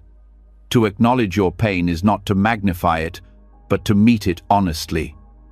Compassion begins here, with the courage to say, I too am suffering, and I too deserve care. This inward compassion transforms how you relate to mistakes and regrets. Instead of punishing yourself endlessly, you respond with the same tenderness you would offer a loved one. If a friend came to you in despair, you would not tell them they are worthless or unredeemable. You would listen, comfort, and guide them gently toward healing. The Bodhisattva within invites you to do the same for yourself. Each harsh word you speak inwardly can be replaced with a softer one. Each act of self-neglect can be replaced with care. This is not weakness. It is alignment with truth. The practice of metta, or loving kindness meditation, supports this transformation. Traditionally, practitioners send wishes of peace and happiness to others, but the sequence always begins with the self. May I be free from suffering. May I be at peace. These words may feel awkward at first, especially if you are used to self-criticism. But over time, they reshape the inner dialogue. The inner voice softens, and compassion toward yourself becomes natural. This practice is not selfish. It is the foundation for extending genuine kindness to others. Without it, outward compassion risks becoming hollow or performative. The Bodhisattva path is not about ignoring your own liberation while serving others. It is about recognizing that your liberation and theirs are intertwined. When you are gentle with yourself, you become more present, more patient, and more resilient for those around you. When you forgive yourself, you model forgiveness for others. When you nurture your own healing, you contribute to the healing of the collective. Compassion for the self and compassion for the world are not two paths, but one. Self-compassion also dismantles the subtle arrogance hidden in self-condemnation. Many believe harshness toward themselves is a form of humility, but in truth, it is another way of clinging to ego. By insisting you are uniquely unworthy, you separate yourself from the shared human condition. The Bodhisattva path dissolves this illusion by reminding you that your suffering is not special, it is part of the vast ocean of human struggle. To treat yourself kindly is to honor this interconnectedness, to step into the humility of belonging. In practice, extending bodhisattva compassion inward requires mindfulness. Notice the moments when your inner voice sharpens into cruelty. Notice the habits of pushing yourself past exhaustion, of dismissing your needs, of holding yourself to standards no one could meet. These are signs that compassion has been cut off. Instead of ignoring them, pause. Ask, what would compassion look like in this moment? Sometimes it is rest, sometimes it is a kind word, sometimes it is patience with your own pace of growth. Small acts, repeated often, become the ground of transformation. The teachings of interbeing, emphasized by Thich Nhat Hanh, further illuminate this practice. You are not separate from the world. Your smile contributes to the peace of others. Your suffering adds to the weight of the collective. To heal yourself is to contribute to healing the world. This perspective dissolves the false separation between self-compassion and compassion for others. The Bodhisattva vow, when applied inward, becomes a commitment to care for the whole through caring for the part. Forgiveness is one of the deepest expressions of this inward compassion. To forgive yourself is to release the chains of guilt, not because the past did not matter, but because you deserve to move forward. The Bodhisattva vow calls you to liberation, and liberation cannot be reached while shackled to endless self-punishment. Forgiveness is not denial but recognition. You see clearly the conditions that led to your actions, and you choose compassion as the path beyond them. This act of forgiveness is both personal and universal, because it strengthens your capacity to forgive others. Self-compassion also prepares you to face suffering with steadiness. Without it, the weight of pain becomes unbearable, and the desire to numb or escape grows stronger. With it, you can hold suffering gently, like a mother holding a crying child. You do not need to fix everything instantly, you simply need to be present. This presence is itself healing. It allows the waves of pain to rise and fall without drowning you. By practicing this with yourself, you become capable of offering it to others as well. This path is not always easy. Old habits of self-criticism return, and the mind resists softness. But persistence matters. Each moment of self-compassion plants a seed. Over time, these seeds grow into an inner landscape of kindness. The harsh desert of self-condemnation slowly blooms into a garden of care. The Bodhisattva vow, applied inward, is not fulfilled in a single act, but in the steady cultivation of this garden. When you begin to live this way, the sense of unworthiness that once clung so tightly starts to dissolve. You feel more at ease, more connected, more alive, and this ease radiates outward. Those around you notice your gentleness, your patience, your authenticity. Your compassion becomes contagious, inspiring others to treat themselves with the same care. This ripple effect fulfills the Bodhisattva vow in the most profound way: liberation through compassion, beginning with yourself. When compassion toward yourself begins to take root, the mind starts to soften and the heart feels less heavy. Yet even with this tenderness, one shadow often lingers: guilt. It creeps in quietly, even after you've learned to forgive, whispering that you should not let go so easily, that you must continue to carry the burden to prove you care. Guilt disguises itself as responsibility, but in truth, it becomes another chain. To be free, you must see guilt clearly, not as an eternal mark on the soul, but as a passing phenomenon, something that arises, lingers for a time, and naturally dissolves when not grasped. Buddhism teaches impermanence as one of the central truths of life. Everything changes: the body, emotions, thoughts, seasons, relationships, even mountains and rivers. Nothing stays fixed. When applied to guilt, this truth transforms the way you experience it. Guilt is not a permanent stain, it is a mental state born from conditions. When those conditions shift, guilt too shifts. The heaviness you feel today is not destined to last forever. It is like weather. It comes, it passes, it clears. The suffering arises not because guilt exists, but because you cling to it as if it defines you. To recognize the impermanence of guilt is to stop fearing it. So often, people resist guilt or attempt to bury it, thinking if they let it surface, it will stay forever. But when guilt is allowed to be seen with mindfulness, it reveals its true nature: temporary, unstable, dissolving. By observing guilt without judgment, you notice its rise in the body, the tightening chest, the sinking stomach, the restless thoughts, and then you watch as these sensations shift. Nothing remains static. What seemed like an eternal weight becomes a passing wave. This shift is essential for self-forgiveness. When you believe guilt is permanent, you treat it like a life sentence. You carry it endlessly, repeating the same self-punishment, afraid that letting it go would mean dismissing the harm caused. But impermanence shows a different truth. Guilt, like pain, serves as feedback. It appears, it teaches, and then it is meant to move on. Clinging to guilt long after the lesson has been learned does not deepen wisdom, it only prolongs suffering. Meditation offers a direct way to experience this. When sitting in silence, guilt often arises uninvited.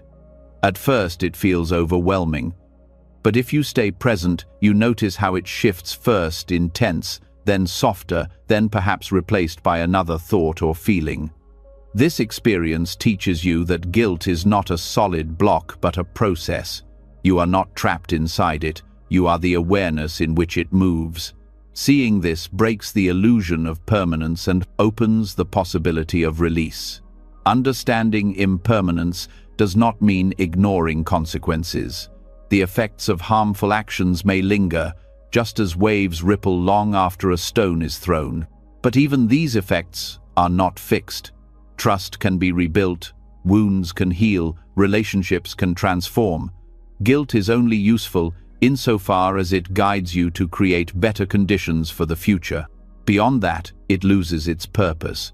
Holding on to guilt indefinitely is like holding on to a warning bell long after the fire has been put out. It only keeps you trapped in noise.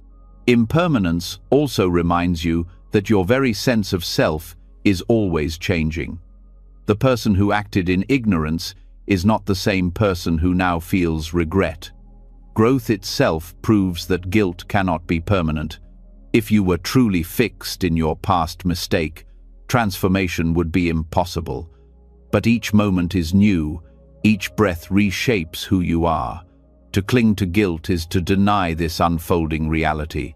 Letting go honors the truth that you are not static, but always becoming. In relationships, this insight brings healing. When someone close to you continues to punish themselves with guilt, you may feel the weight of it in the connection. But when guilt is seen as impermanent, both you and they can breathe. The relationship is no longer frozen in the past, but free to move forward. Guilt, when clung to, isolates.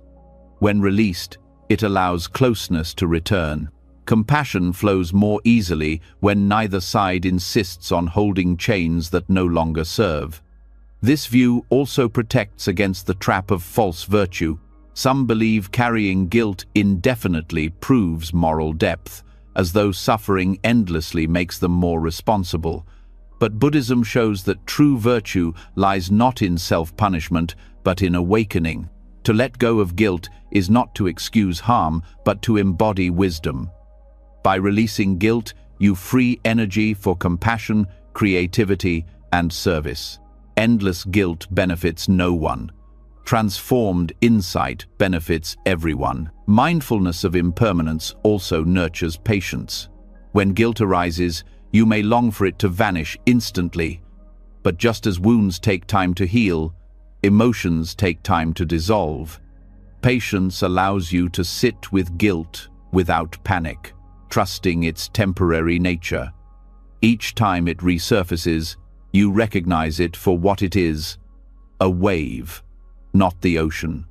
Over time, this recognition weakens its grip until guilt passes more quickly, leaving behind the clarity of understanding. There is also great freedom in realizing that even the memory of guilt changes. Neuroscience confirms what Buddhism has long taught. Memory is not fixed. Each time you recall an event, the mind reshapes it. The story you tell about your mistake today is not the exact story you told years ago. This malleability shows that guilt is not a solid truth but a fluid narrative. By practicing mindfulness, you can reshape that narrative toward growth instead of punishment. Forgiveness becomes natural in this light. If guilt is impermanent, you need not fear that releasing it means abandoning responsibility. Responsibility is ongoing, guilt is temporary. You can hold responsibility in the present, choosing wiser actions, cultivating compassion without dragging guilt from the past into every step. This distinction allows you to walk with integrity while freeing yourself from unnecessary suffering. Impermanence also softens how you see the guilt of others. Just as your own guilt shifts and dissolves, so too does theirs. No one is forever defined by the heaviness of regret. When you remember this, you meet others with patience rather than judgment. You trust that their process, like yours, is unfolding moment by moment. Compassion replaces condemnation because you see that guilt is not a permanent condition but a passing visitor. Practices of reflection can support this perspective. At the end of each day, instead of replaying guilt endlessly, you can review your actions, note where regret arises, learn the lesson, and release it.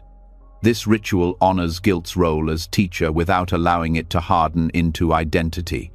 You take what is useful and let the rest go. Over time, this practice creates a lighter, freer relationship with your own mind. The teaching of impermanence does not ask you to deny guilt, but to place it in context. It arises, like all mental states, shaped by causes and conditions. It lingers as long as those conditions remain, and it passes when conditions shift. This is the natural law of existence. To see this clearly is to loosen the chains of self-condemnation. You no longer treat guilt as eternal truth, but as a fleeting phenomenon, one more wave in the ocean of mind. With this clarity, life begins to open again. The energy once consumed by guilt becomes available for healing, for creativity, for love. You learn to walk more lightly, carrying lessons but not chains. Forgiveness ceases to be an effortful task and becomes a natural expression of wisdom. Guilt loses its power because you no longer mistake it for permanence. It comes, it teaches, it goes. And in that release, you begin to sense the possibility of living moment to moment with greater presence. If guilt itself is impermanent, then so too is every form of self-criticism and every inner storm. This insight prepares you for a deeper practice, meeting each moment with breath, using the simplicity of awareness as a radical reset, where the past loosens its hold and the present becomes enough. When the truth of impermanence reveals that guilt does not last forever, the question arises, how do you return to that truth in the very moments when guilt or self-criticism feels overwhelming? Knowing that guilt passes is wisdom, but experiencing it as it passes is practice. The bridge between knowing and experiencing is the breath. Breathing becomes more than a biological act. It becomes a radical reset, a way of returning to presence, letting go of harsh inner voices and reclaiming clarity moment by moment. The breath is simple, always available, yet profoundly transformative. While thoughts spiral endlessly and emotions rise like storms, the breath is steady, neutral, and grounding. It does not judge, it does not condemn, it simply flows in and out. By turning attention to the breath, you step out of the tangle of self-criticism and into direct contact with life as it is. This is not an escape, but a return. A reminder that beneath all mental noise there is a place of stillness you can touch at any time. Breath meditation is the practice of noticing the inhale and the exhale over and over again. Each cycle becomes an anchor to the present. When the mind drifts into guilt, you gently return to the breath. When the voice of self-criticism grows loud, you soften back into the rhythm of inhaling and exhaling. This repetition rewires the relationship with your thoughts. Instead of being trapped inside them, you see them as passing events, no more permanent than the rise and fall of the chest. Breathing as a radical reset works because the breath is always now. Self-criticism lives in the past, and future it reminds you of what you did wrong or warns you of what you will ruin. The breath pulls you into the immediacy of this moment where those accusations cannot survive. Every inhale affirms life, every exhale releases what is no longer needed. To focus on the breath is to declare, "This moment is enough." In this space, guilt loosens and forgiveness begins. On a physical level, mindful breathing soothes the nervous system. Self-criticism activates the body's stress response. The heart races, muscles tighten, thoughts speed up. By slowing and deepening the breath, you shift the body into calmness. The parasympathetic system activates, heart rate steadies, muscles soften, clarity returns. This physiological change supports the mental shift, proving that breath is not symbolic but practical medicine for the mind. Breathing also teaches patience. Inhale follows exhale naturally. You cannot rush it without strain. The rhythm of breath becomes a model for how to meet yourself. Steady, patient, unforced. Each cycle teaches that letting go is natural. No matter how much air you hold, you cannot keep it forever. In the same way, no matter how tightly you cling to guilt or self-criticism, they will pass when you allow them. The breath shows you impermanence directly, not as an idea but as an experience. Self-criticism thrives on identification. You believe the harsh voice is you. Breath meditation interrupts this identification. By focusing on the simple act of inhaling and exhaling, you create space between awareness and thought. You begin to notice, here is the breath, and here is the thought of, I am worthless. The two are not the same. You are the one noticing both. This gap is freedom. It shows that you are not your self-criticism, but the awareness in which it arises and fades. Breath meditation also nurtures gentleness. Harshness cannot survive long when met with steady, calm breathing. Each inhale becomes an act of receiving care. Each exhale becomes an act of letting go of harm. Over time, this rhythm reshapes the inner dialogue. The voice of judgment softens, replaced by a more compassionate tone. Breathing becomes not just a practice but a language of kindness spoken silently to yourself. This practice does not require special conditions. You can return to the breath anywhere while walking, working, or lying awake at night. The accessibility of breath makes it a constant refuge. No matter where guilt arises, the reset is available. This immediacy is what makes breathing radical. It bypasses elaborate rituals and takes you directly to the heart of presence. Each cycle is enough to begin again. In relationships, using breath as a reset prevents cycles of conflict. When self-criticism spills into defensiveness or blame, pausing to breathe interrupts the pattern. The breath steadies the mind, allowing you to respond rather than react. This pause may seem small, but it changes everything. Instead of words spoken in haste, you find words rooted in awareness. Instead of repeating old patterns, you create new possibilities. Breathing also teaches humility. You cannot control every aspect of it. At times, the breath feels smooth, at times shallow, at times labored. By accepting it as it is, you practice acceptance of yourself. Just as you do not condemn the breath for being uneven, you learn not to condemn yourself for being imperfect. Each inhale becomes an act of receiving life as it comes, each exhale an act of releasing the need for control. There is a spiritual depth to breath meditation that connects you to the essence of Buddhist practice. The Buddha himself taught mindfulness of breathing as a foundational practice because in the breath lies the whole of the path: impermanence, presence, compassion, and liberation. By returning to the breath, you return to the ground of awakening. Every cycle becomes a step toward freedom. Breathing as a radical reset also dissolves the illusion of permanence in emotions. Just as each breath comes and goes, so too do thoughts and feelings. When self-criticism arises, you witness it like an exhale, intense for a moment, then gone. When peace arises, you hold it lightly, knowing it too will pass.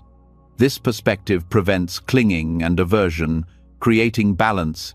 The breath trains the mind to meet all experiences equally, with equanimity. Forgiveness deepens through this practice. Each breath becomes a small act of release, a letting go of self-condemnation.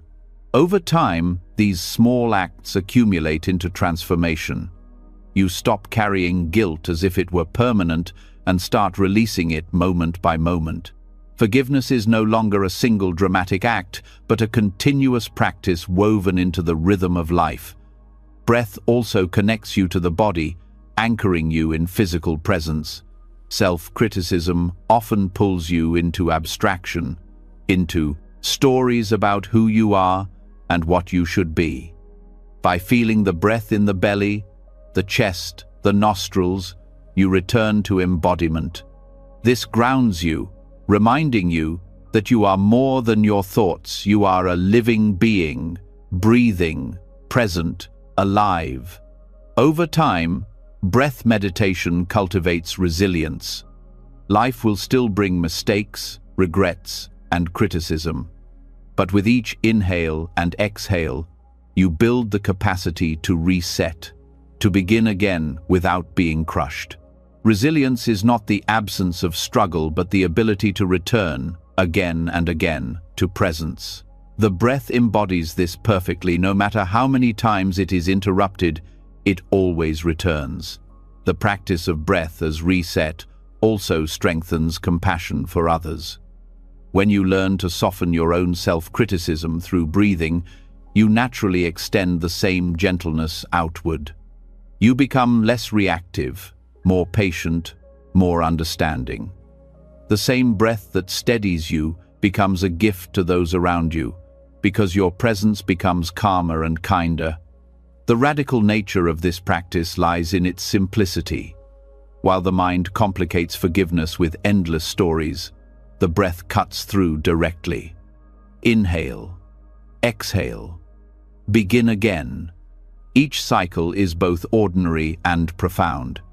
Each cycle is a reminder that no mistake, no guilt, no criticism is more permanent than a single breath.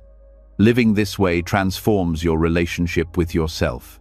Self-forgiveness ceases to be an abstract goal and becomes a lived reality, practiced with every inhale and exhale. The breath shows you that renewal is always possible, that the present is always fresh. By trusting this truth, you carry less weight, respond with more love, and walk more lightly on the path. And as you deepen into this practice, another doorway opens. If breath can reset the mind moment by moment, silence itself can become a sanctuary, a space where the voices of self-criticism dissolve completely, leaving only the clarity of awareness. When the breath becomes a constant reminder that renewal is always possible, a subtler refuge begins to reveal itself. Beneath even the rhythm of inhale and exhale lies a deeper stillness, a place where the voices of judgment no longer echo and the weight of self-criticism cannot survive. This is silence, not the mere absence of sound, but a mindful turning inward where accusations fade and the heart rests without defense. Silence, when embraced with awareness, becomes not emptiness but medicine, a form of self-forgiveness that heals in ways words never could. Silence is often misunderstood. Many associate it with loneliness or suppression, a space where unresolved pain grows louder. But in Buddhist practice, silence is not about shutting down. It is about listening more deeply. It is an opening, not a closing. By stepping into silence with mindfulness, you discover that the inner noise of guilt and accusation loses its grip. Thoughts continue to arise, but without the constant fuel of outward distraction, they reveal their fleeting nature. In this clarity, self-forgiveness begins to unfold naturally. Self-criticism thrives on constant mental chatter. The inner voice repeats its judgments endlessly, reinforcing the story of failure. But silence interrupts this cycle.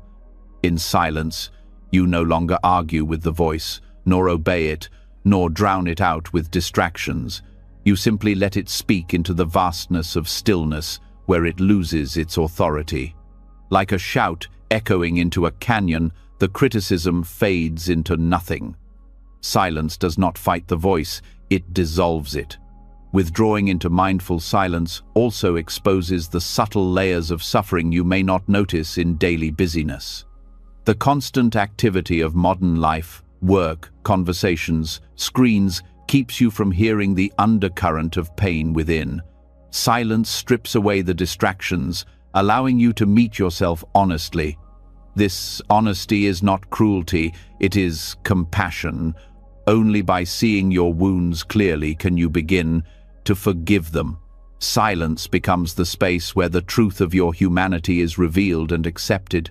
Silence is forgiving because it is impartial. It does not judge your past, your choices, or your regrets. It simply holds everything as it is. When you rest in silence, you rest in a field that welcomes both your light and your shadows without preference. This unconditional acceptance is what self-forgiveness requires. Words can often add layers of defense or justification, but silence bypasses all of that. It places you directly in the presence of being, where nothing needs to be fixed before it is worthy of rest. The practice of mindful silence can take many forms. It may be a formal meditation retreat, where you spend days or weeks in noble silence, observing the mind without speech.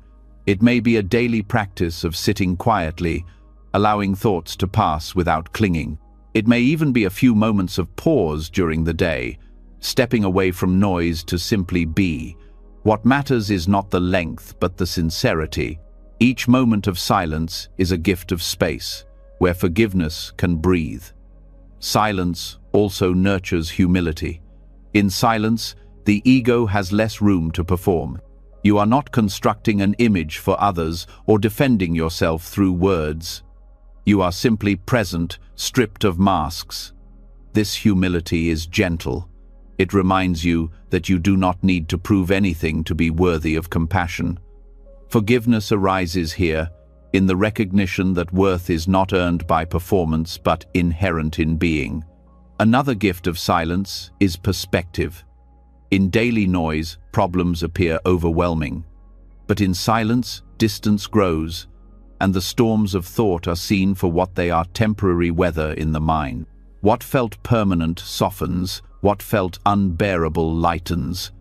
This shift in perspective allows you to forgive yourself more easily, because you no longer mistake passing emotions for eternal truths. Silence teaches you that everything moves, even your harshest judgments. Silence also strengthens presence.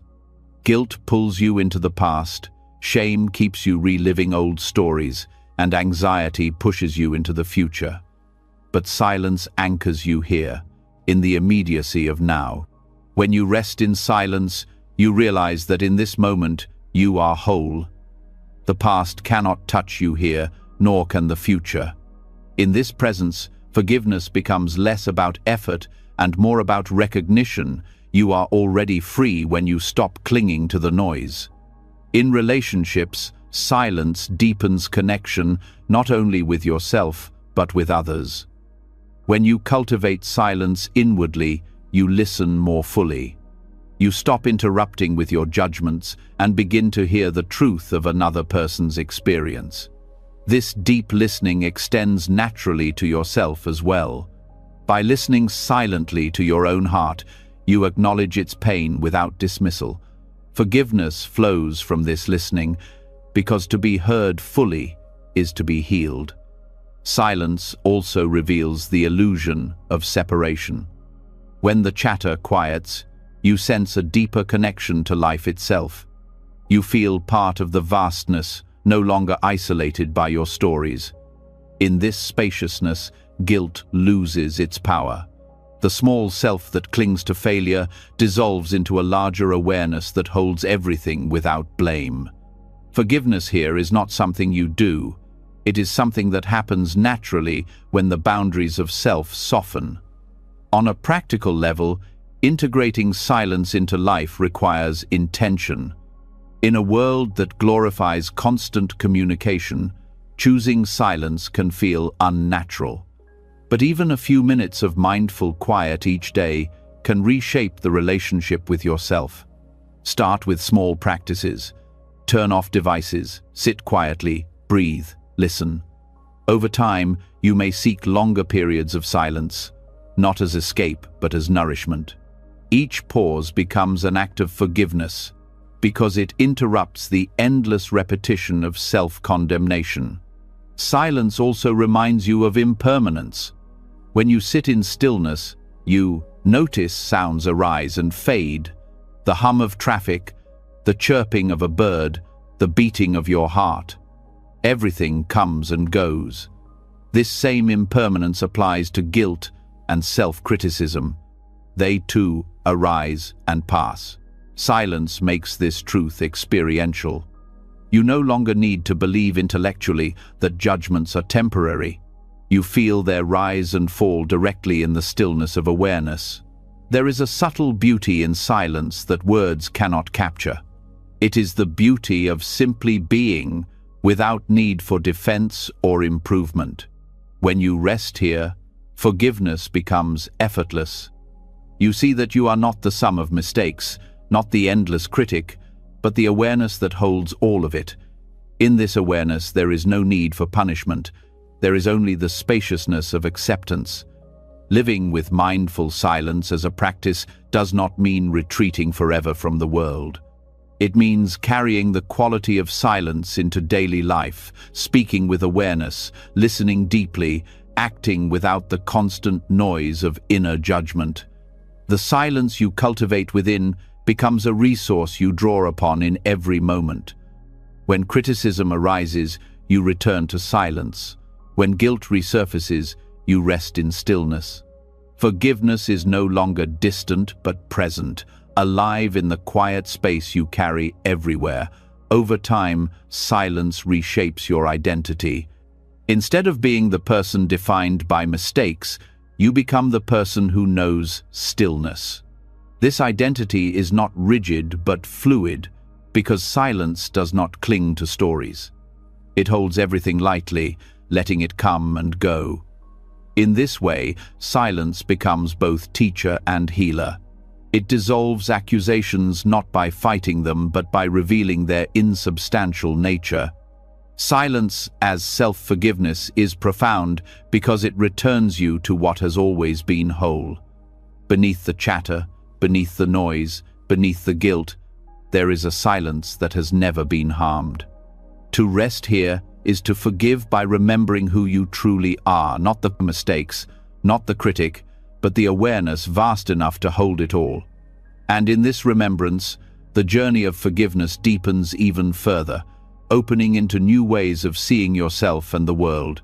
When silence shows you the space where accusations dissolve, another quality becomes essential to carry this freedom into every moment of life. Stillness opens the doorway, but what allows you to walk through is mindfulness. Mindfulness is the clear mirror of awareness, reflecting whatever arises without distortion. A mirror does not cling to what it shows, nor does it reject it. It simply reflects. To practice mindfulness in this way is to learn to see your thoughts, emotions, and actions without judgment, just as they are. This simple clarity transforms the relationship you have with yourself and allows self-forgiveness to grow naturally. Mindfulness has often been misunderstood as a technique of control, as though the purpose were to eliminate unwanted thoughts or maintain a constant state of calm. But mindfulness is not control, it is presence. It is the willingness to see what arises in the mind without turning away, without amplifying, and without suppression. When practiced as a mirror, mindfulness does not add commentary or evaluation. It shows you directly and immediately the truth of this moment.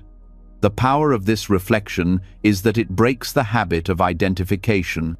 When a harsh thought arises, "I am a failure," the untrained mind grasps it as truth.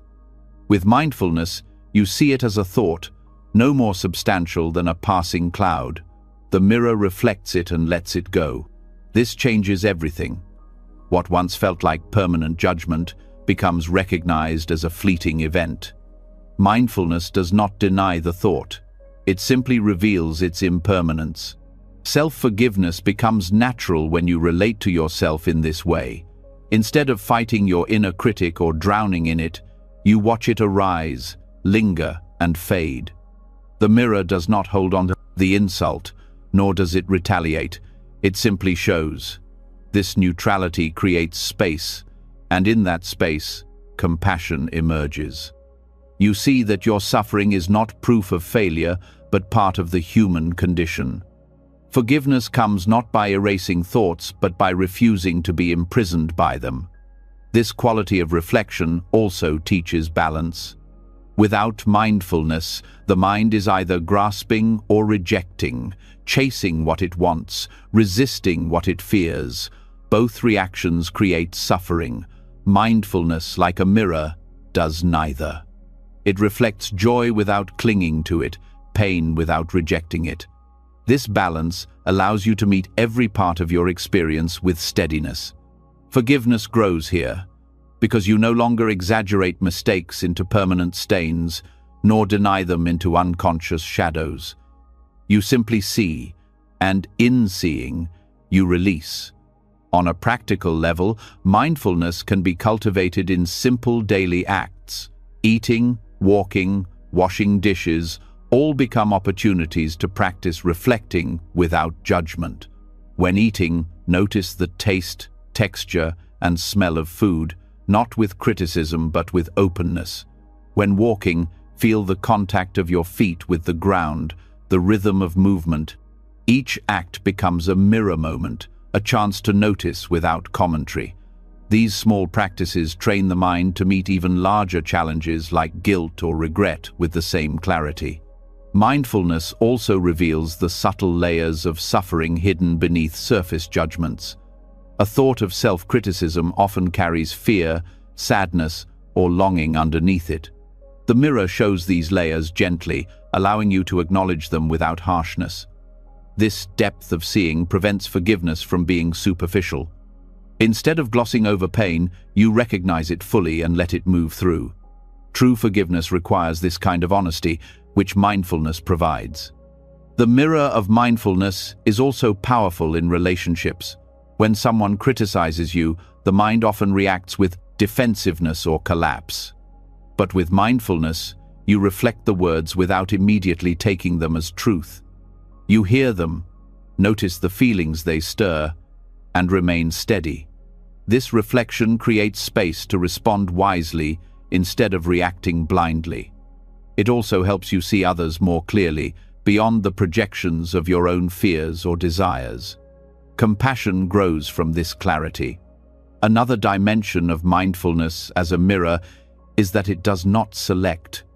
A mirror reflects beauty and ugliness equally, without preference. In the same way, mindfulness invites you to see all of yourself, your kindness and your cruelty, your wisdom and your ignorance without bias. This impartiality is not cold but compassionate. It means you are no longer split between the parts you accept and the parts you reject.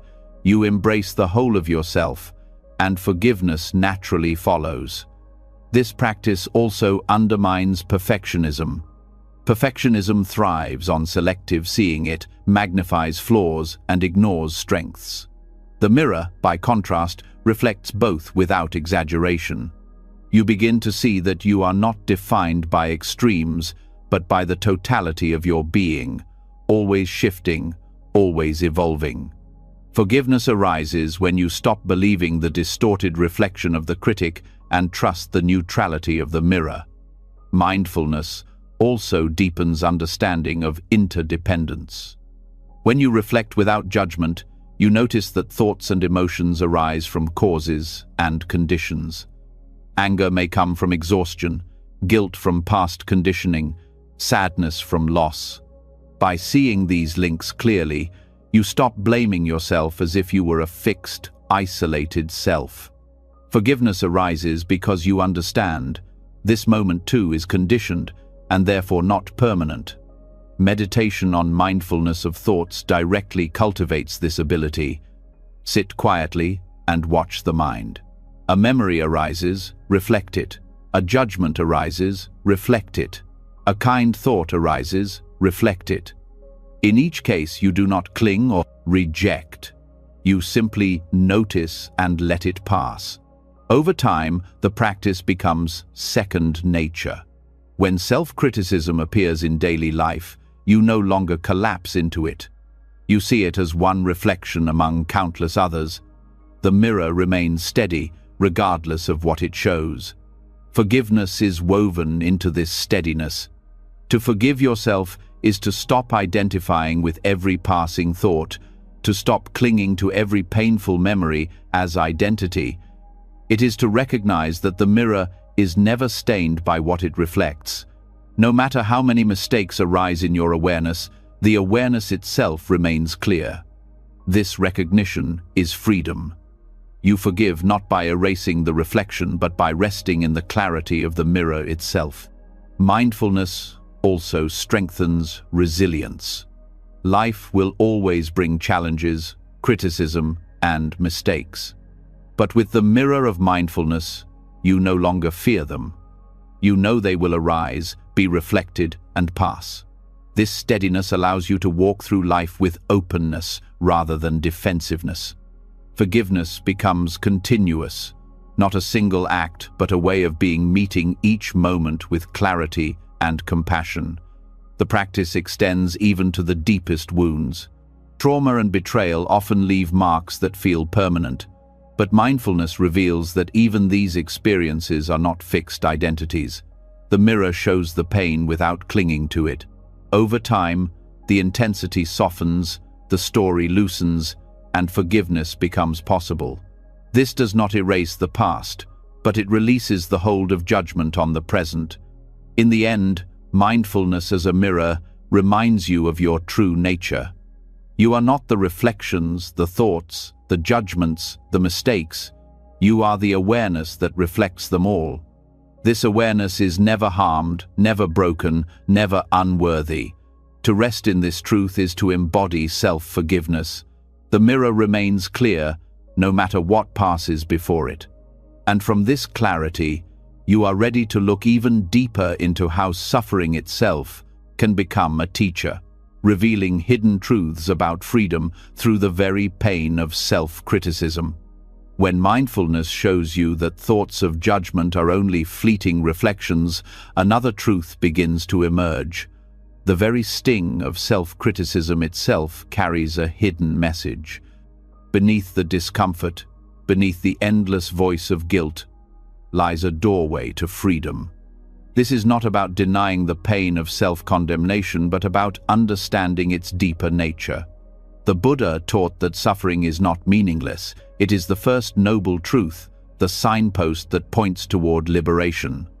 Self-criticism, when examined with awareness, reveals this same path. The harshness you feel is not evidence of your failure, it is the very evidence that the path to freedom is calling you. Self-criticism can feel relentless, a voice that follows you everywhere. But when viewed through the lens of the noble truths, this suffering becomes the ground of practice. The first noble truth acknowledges that suffering exists. The second shows its cause: clinging, ignorance, craving. In self-criticism, both are revealed clearly.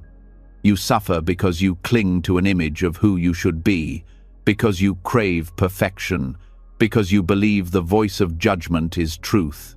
This recognition is painful, but it is also profound. It means your suffering is not random. It arises from causes, and what arises from causes can be understood and released. The third noble truth declares that suffering can cease. Applied to self-criticism, this means the endless cycle of guilt is not inevitable. When you recognize its causes, you begin to loosen them. You see that the voice of judgment gains power only when you cling to it. When you let it pass, as mindfulness teaches, the suffering weakens. This is not wishful thinking, it is the law of cause and effect. Just as clinging creates suffering, release creates freedom. The fourth noble truth is the path. The steps of right view, right intention, right speech, and so on. These principles become the tools to transform self-criticism into self-liberation. Right view allows you to see the voice of guilt for what it is: a conditioned pattern, not truth. Right intention directs you toward compassion instead of punishment. Right speech teaches you to speak inwardly with kindness. Right effort reminds you to cultivate wholesome states rather than feeding the critic. Each element of the path is a way to dismantle the suffering of self-condemnation and build the foundation for forgiveness. Understanding self-criticism through this lens shifts everything. Instead of seeing it as a flaw to be erased, you see it as a teacher pointing you back to the noble truths. The pain you feel is not a dead end, but a signal that something is out of alignment. When you pay attention to that signal, you begin to walk the path. The very voice that once crushed you becomes the doorway to freedom, because it reveals so clearly where ignorance holds power. This approach also prevents despair. Often, guilt feels unbearable because it seems meaningless suffering without reason. But the noble truths assure you that suffering always arises from causes, and those causes can be understood. When you view self-criticism this way, you stop asking, "What is wrong with me?" and start asking, "What is this showing me?" The question shifts from condemnation to curiosity, and curiosity is the seed of liberation. On a practical level, you can apply this by tracing each moment of self-criticism back to its root. When the thought arises, "I am worthless," pause. Ask what attachment or belief lies underneath. Perhaps it is the belief that your worth depends on achievement. Perhaps it is the craving for approval. By identifying the cause, you begin to loosen its hold. The voice of self-criticism no longer feels like an eternal truth, but like a symptom pointing to its source. This tracing back is itself an act of compassion. Instead of reacting to the critic with more criticism, you respond with understanding. You see that the harsh voice is born from suffering, perhaps inherited from family, culture, or past wounds. Recognizing this, you meet it not with anger but with care. Just as the Buddha encouraged compassion for all beings caught in ignorance, you offer compassion to the part of yourself caught in the cycle of self-condemnation. Self-criticism also reveals the universal nature of suffering. It is easy to believe you are uniquely flawed, uniquely condemned. But when you look closely, you see that everyone wrestles with inner voices of doubt and guilt. This recognition dissolves isolation. You realize you are not alone in your struggle. You are part of the shared human journey. The noble truth of suffering applies to all beings, and in this shared truth lies connection. Forgiveness grows from this recognition. If others deserve compassion in their struggle, so do you. Another layer of insight comes when you notice how self-criticism attempts to protect you. The voice often says, "If I punish myself enough, I won't fail again." It arises from fear, from the desire to prevent suffering. But this strategy backfires. It creates the very suffering it seeks to avoid. Recognizing this reveals the ignorance at the root of self-criticism. The Noble Truths help you see that liberation does not come from tightening chains, but from loosening them. Self-forgiveness is not indulgence, it is the wiser response to suffering. Meditation practice can bring this recognition alive. When sitting quietly, notice how self-criticism appears as sensations, thoughts, and emotions. See how it arises, peaks, and fades. Notice what fuels it: memories, comparisons, expectations. As you observe, the cycle becomes clearer: craving for perfection, clinging to identity, ignorance of impermanence. Each element of the Noble Truths is revealed within this process, and with each cycle observed, the grip of self-criticism loosens. This way of seeing also empowers you to take action. The Noble Truths are not just philosophy, they are a guide to practice. When you see that self-criticism arises from certain conditions, you can begin to shift those conditions. Surround yourself with kindness rather than harshness. Practice speech that uplifts rather than condemns. Cultivate gratitude, patience, and compassion. These actions change the soil from which self-criticism grows, making space for self-forgiveness to flourish. Forgiveness becomes less about erasing the past and more about walking the path. Each moment of self-criticism becomes an invitation. Will you cling, or will you release? Will you condemn, or will you learn? Each choice builds momentum. Slowly, the cycle of suffering weakens, and the cycle of freedom strengthens. This is the heart of the Noble Truths, not escape from life, but transformation within it. In relationships, applying this understanding changes how you meet others. When someone criticizes themselves harshly, you can gently remind them that their suffering too arises from causes. You can encourage them to see the Noble Truths within their own pain, showing them that the voice of guilt is not the end but the beginning of the path. By embodying this perspective, you not only free yourself but become a source of compassion for others. The noble truth hidden in self-criticism is that suffering is never wasted. Every pang of guilt, every harsh thought, every moment of despair can be transformed into insight. The pain itself becomes the teacher, pointing to the causes of suffering and the possibility of release. Forgiveness, then, is not separate from suffering but born out of it.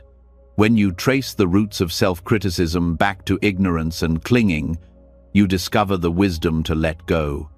This way of seeing transforms the entire landscape of inner life. No longer do you fear self-criticism as a sign of failure. You meet it as a messenger, guiding you toward awareness.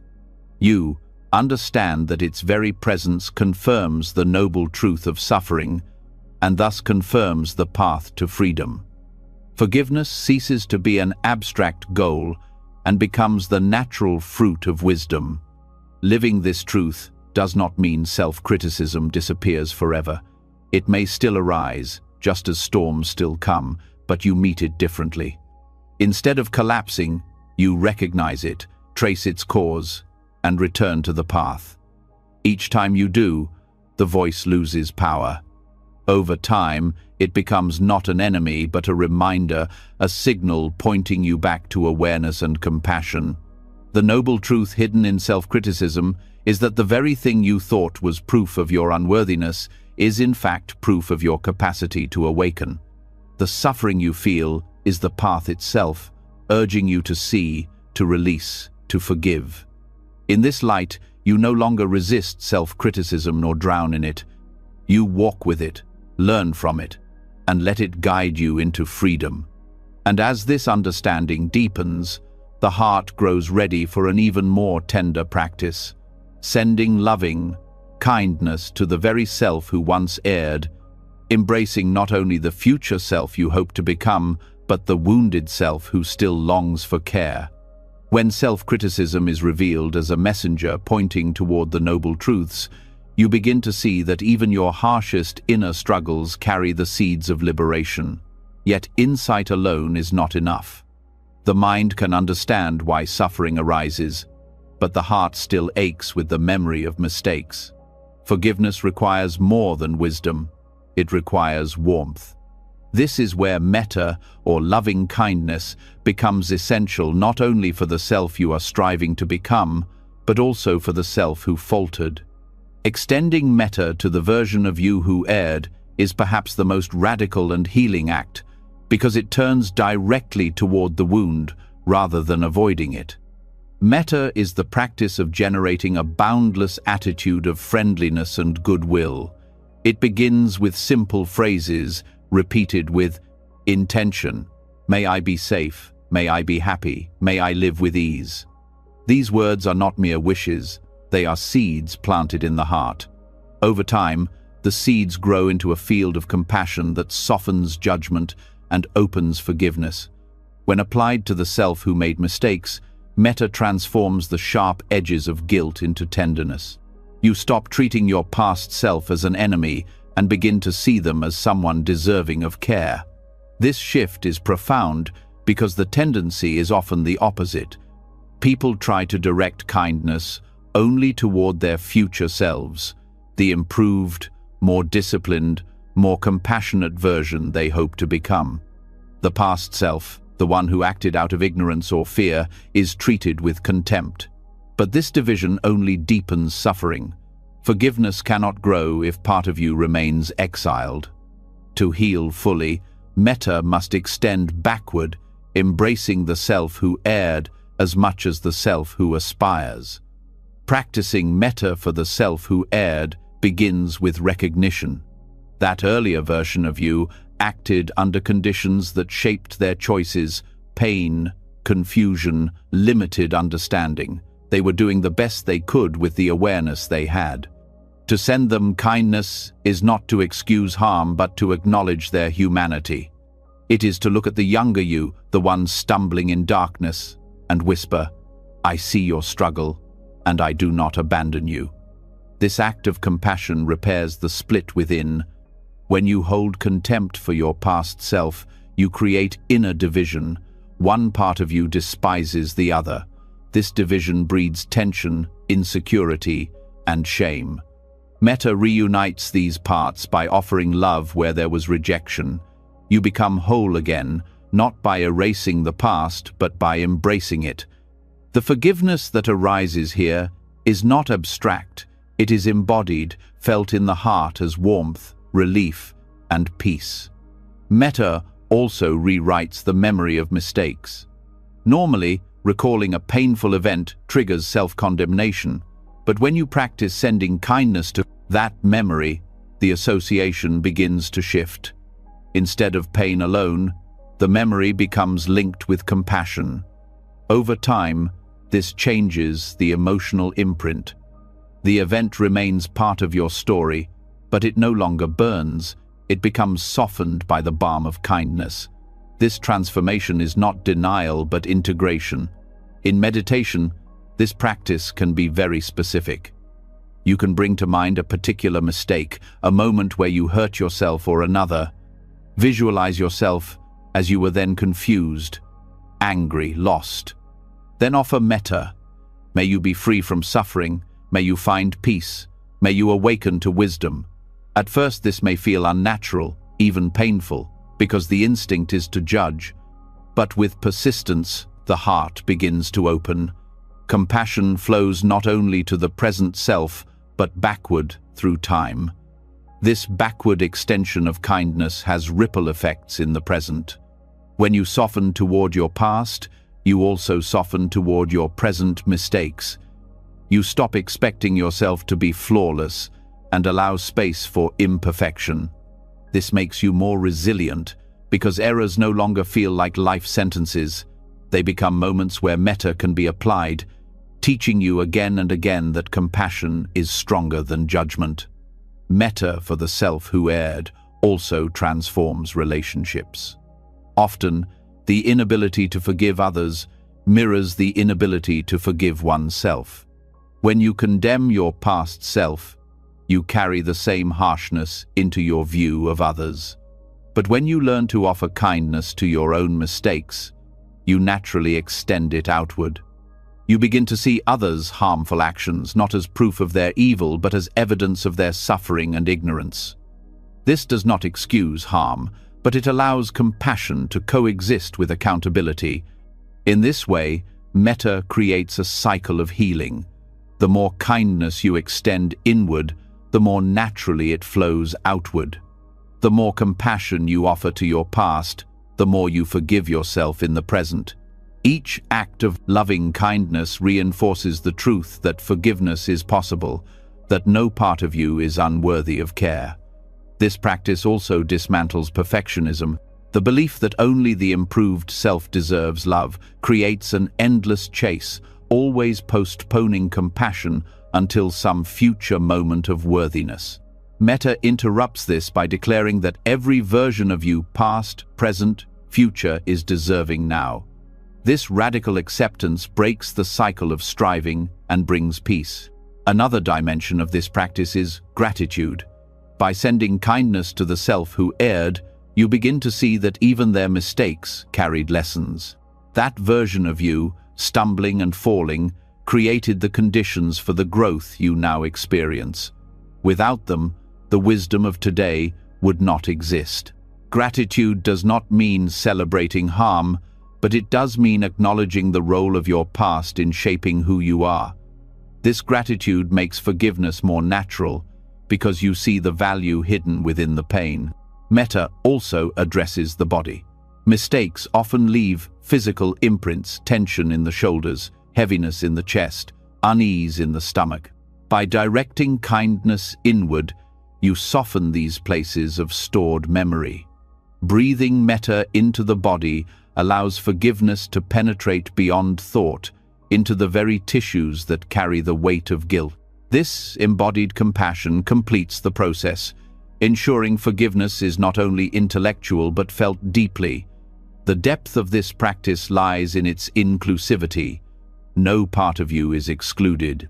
Even the parts you despise the most, the choices you regret most bitterly, are embraced. Metta does not divide you into worthy and unworthy selves. It holds all of you in unconditional kindness. This inclusivity is the very essence of forgiveness. Over time, metta for the self who erred becomes second nature. When painful memories arise, the instinct to judge softens, replaced by the instinct to send kindness. This does not mean mistakes lose their meaning. It means they lose their power to wound. They become woven into the fabric of compassion, reminders not of your failure but of your capacity to love. Living this way changes how you walk through life. Instead of bracing against the possibility of failure, you trust that compassion will meet you no matter what.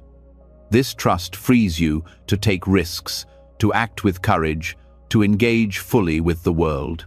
Forgiveness is no longer a distant goal, but a continuous practice, woven into every breath and every memory. Metta for the self who erred is perhaps the deepest expression of self-forgiveness. It heals the fractures of identity, rewrites the memory of pain, and restores wholeness. It is not about excusing harm, but about remembering that every version of you was human, and every human deserves compassion. This practice ensures that no part of your life story remains outside the circle of love. And as this circle expands, it prepares you for an even more profound realization that even the acts you once labeled unforgivable dissolve under the light of emptiness, revealing freedom where once there was only despair. When loving kindness extends even to the parts of you that faltered, a deeper possibility begins to open. Compassion soothes the wounds of the past, yet one shadow can still linger. The idea that some acts are beyond forgiveness, that certain mistakes form a category of the unforgivable. This belief can weigh more heavily than the act itself, keeping the heart chained long after conditions have changed. To move beyond this barrier, Buddhist wisdom turns to shunyata, the teaching of emptiness. Emptiness does not erase responsibility, but dissolves the illusion that anything, including what we call an unforgivable act, exists with fixed, unchanging essence. When you see through this illusion, the very category of unforgivable collapses and a profound freedom becomes possible. Shunyata, often translated as emptiness, reveals that nothing exists independently or permanently. Every thought, action, and identity arises from conditions, causes interwoven with countless other causes. An act of harm may feel absolute when remembered, as if it exists as a solid object forever frozen in time. But emptiness shows that even such acts are not independent entities. They are events shaped by ignorance, fear, pain, and countless other conditions. When you see this, you stop treating mistakes as eternal monuments and begin to understand them as impermanent processes. The idea of an unforgivable act is built on the assumption that actions carry a permanent essence, a fixed stain that defines both the deed and the doer forever. But emptiness undermines this assumption. Just as the self is not fixed, neither are the actions associated with it. They ripple outward, they influence, but they do not carry eternal identity. To see this is to loosen the chains of despair. What once felt like an immovable block reveals itself as fluid, dependent, and open to transformation. This perspective is not about excusing harm. Recognizing emptiness does not deny consequences. The effects of harmful actions may linger, sometimes for years, shaping lives in painful ways. But even these consequences are not static. They, too, shift as conditions change through healing, apology, reconciliation, or simply the passage of time. Emptiness allows you to meet these realities with honesty and compassion, without clinging to the idea that any moment in history is beyond redemption. To apply shunyata to the notion of unforgivable acts is to see that labels themselves are empty. The word unforgivable is a concept, not an inherent property of the act. One person may call a mistake unforgivable, while another, with different perspective, may find room for compassion. The act itself does not carry the essence of unforgivability. The label is imposed by the mind. This realization softens the grip of judgment. You begin to question whether the permanence you assumed is real or just a story you've been repeating. Meditation on emptiness brings this into direct experience. When you sit and observe thoughts, you notice how they arise and dissolve, leaving no trace. Apply this same insight to memories of harm. The memory feels solid, but when observed closely, it too shifts images, sensations, emotions arise and fade. The act is not a fixed object, but a process reconstructed each time it is remembered. This insight reveals that even the heaviest memories are not permanent prisons. When you see emptiness, you also see interdependence. Acts arise not from isolated individuals, but from webs of conditions. A harmful word may be born from a childhood of neglect, a culture of violence, or a moment of deep confusion. This does not excuse the harm, but it reveals its context. Understanding this context allows compassion to coexist with responsibility. You see that what you once labeled unforgivable is not a single, independent reality, but a knot of conditions that can be untangled. Applying this insight to yourself is perhaps the most challenging. When you label one of your own actions unforgivable, you condemn yourself to eternal exile. But emptiness shows that even this is a delusion. The self who acted then is not the self who reflects now. Both are processes, changing moment by moment. The conditions that gave rise to the harmful act have shifted. To call yourself permanently defined by it is to ignore impermanence. Self-forgiveness arises naturally when you see that no self and no act is ever fixed. This perspective extends outward to others as well. When you view someone through the lens of unforgivable, you freeze them in time.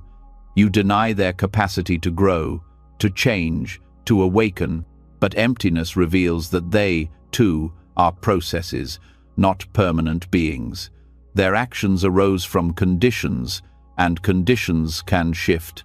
This does not mean you must reconcile or trust, but it opens the possibility of compassion.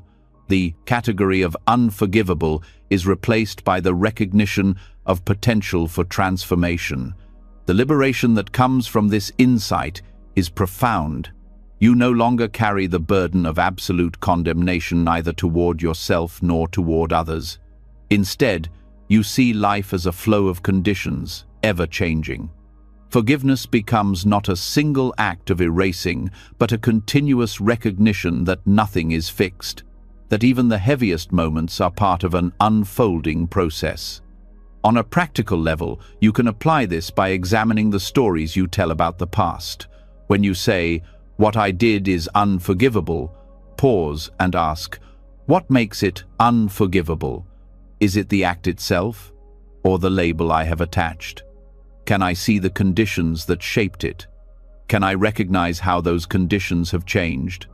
By questioning the story, you open space for forgiveness. The act remains real, the consequences remain real, but the permanence of condemnation dissolves. This dissolution also changes how you engage in repair. When you believe an act is unforgivable, you may avoid making amends, thinking it hopeless. But when you see emptiness, you recognize that repair is possible, even if partial. A sincere apology, a change in behavior, an act of service, these shift conditions. They may not erase the past, but they create new pathways. Emptiness frees you from despair and opens the possibility of growth through responsibility. Shunyata also transforms the relationship with memory. Memories of harm often replay vividly, as if carved in stone. But when observed closely, each recall is a new construction. The details change, the emotions shift. Seeing this malleability helps you loosen the belief that the past is fixed. You realize that even the memory of the unforgivable is empty of permanence. This does not trivialize pain. It frees you from being trapped in its repetition. The compassion that arises from this perspective is vast.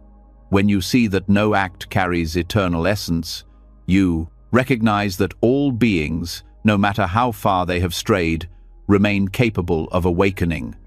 This is not naive optimism, but the logical extension of emptiness. If nothing is fixed, then transformation is always possible. The very acts once labeled unforgivable become reminders of the boundless potential for change. For yourself, this means you are never beyond forgiveness. No matter the mistake, you are not permanently stained. You are a process of becoming, shaped by conditions that can be transformed. Forgiveness is not a reward for being perfect. It is the recognition that you are never fixed in imperfection. Shunyata dissolves the weight of eternal guilt and opens the path of continuous renewal. For others, this means you can hold even those who harmed you in the light of possibility. This does not mean tolerating abuse or denying justice. It means refusing to freeze them in the label of unforgivable. You protect yourself wisely, you acknowledge consequences, but you do not condemn them as permanently broken. This openness is itself a form of forgiveness, because it releases your heart from the burden of eternal hatred. Shunyata and the dissolving of unforgivable acts is perhaps one of the most radical teachings of Buddhism. It challenges the deepest instincts of judgment and retribution, but it also offers the deepest freedom. To see emptiness is to see that nothing, not even the heaviest mistake, is beyond the reach of compassion. Forgiveness here is not erasure, but awakening the recognition that in the emptiness of all things lies the possibility of endless renewal. And when this insight becomes lived, the weight of the past no longer binds you. You are free to step into each moment as new, carrying lessons but not chains. This freedom naturally leads into another doorway of practice. Embracing life with the openness of a beginner's mind, where every moment is fresh, unburdened by judgment, and alive with possibility. When the illusion of unforgivable acts dissolves through the wisdom of emptiness, what follows is not merely relief, but a new way of meeting life itself. If nothing is fixed, if no past mistake defines you permanently, then every moment holds the possibility of renewal. To live this truth is to embrace what Zen calls beginner's mind, a mind that does not cling to old judgments, old stories, or old identities, but meets each moment as fresh. Beginner's mind is not naivety, it is liberation. It is the willingness to let the past fall away so fully that the present can be seen without distortion. Beginner's mind means laying down the burden of knowing too much about who you are. The mind loves to construct definitions. I am this kind of person, I always do this, I never succeed at that. These judgments may be born from experience, but once carried forward, they become self-fulfilling. You look at life through the lens of what you believe about yourself, repeating the past endlessly. Beginner's mind interrupts this cycle. It says, you are not yesterday's version of yourself. You are alive now, and now is unshaped, unchained, new. This way of seeing changes the texture of forgiveness. Self-forgiveness is often blocked by the belief that the past is an anchor. You tell yourself, because I failed then, I will fail again. But beginner's mind cuts that chain. It allows you to meet yourself in this moment without dragging yesterday into it. You are no longer repeating a story, you are beginning again. Forgiveness becomes not a grand act of erasure, but a simple return to now, where freedom already exists. The practice of beginner's mind requires humility. To meet life freshly means admitting you do not know everything, not about others, not about yourself, not about what is possible. This humility is liberating because it frees you from the rigid certainty that fuels self-condemnation. Instead of insisting you know exactly how flawed you are, you admit, I do not know. In that not knowing, forgiveness becomes possible. The future is open, not predetermined by past judgments.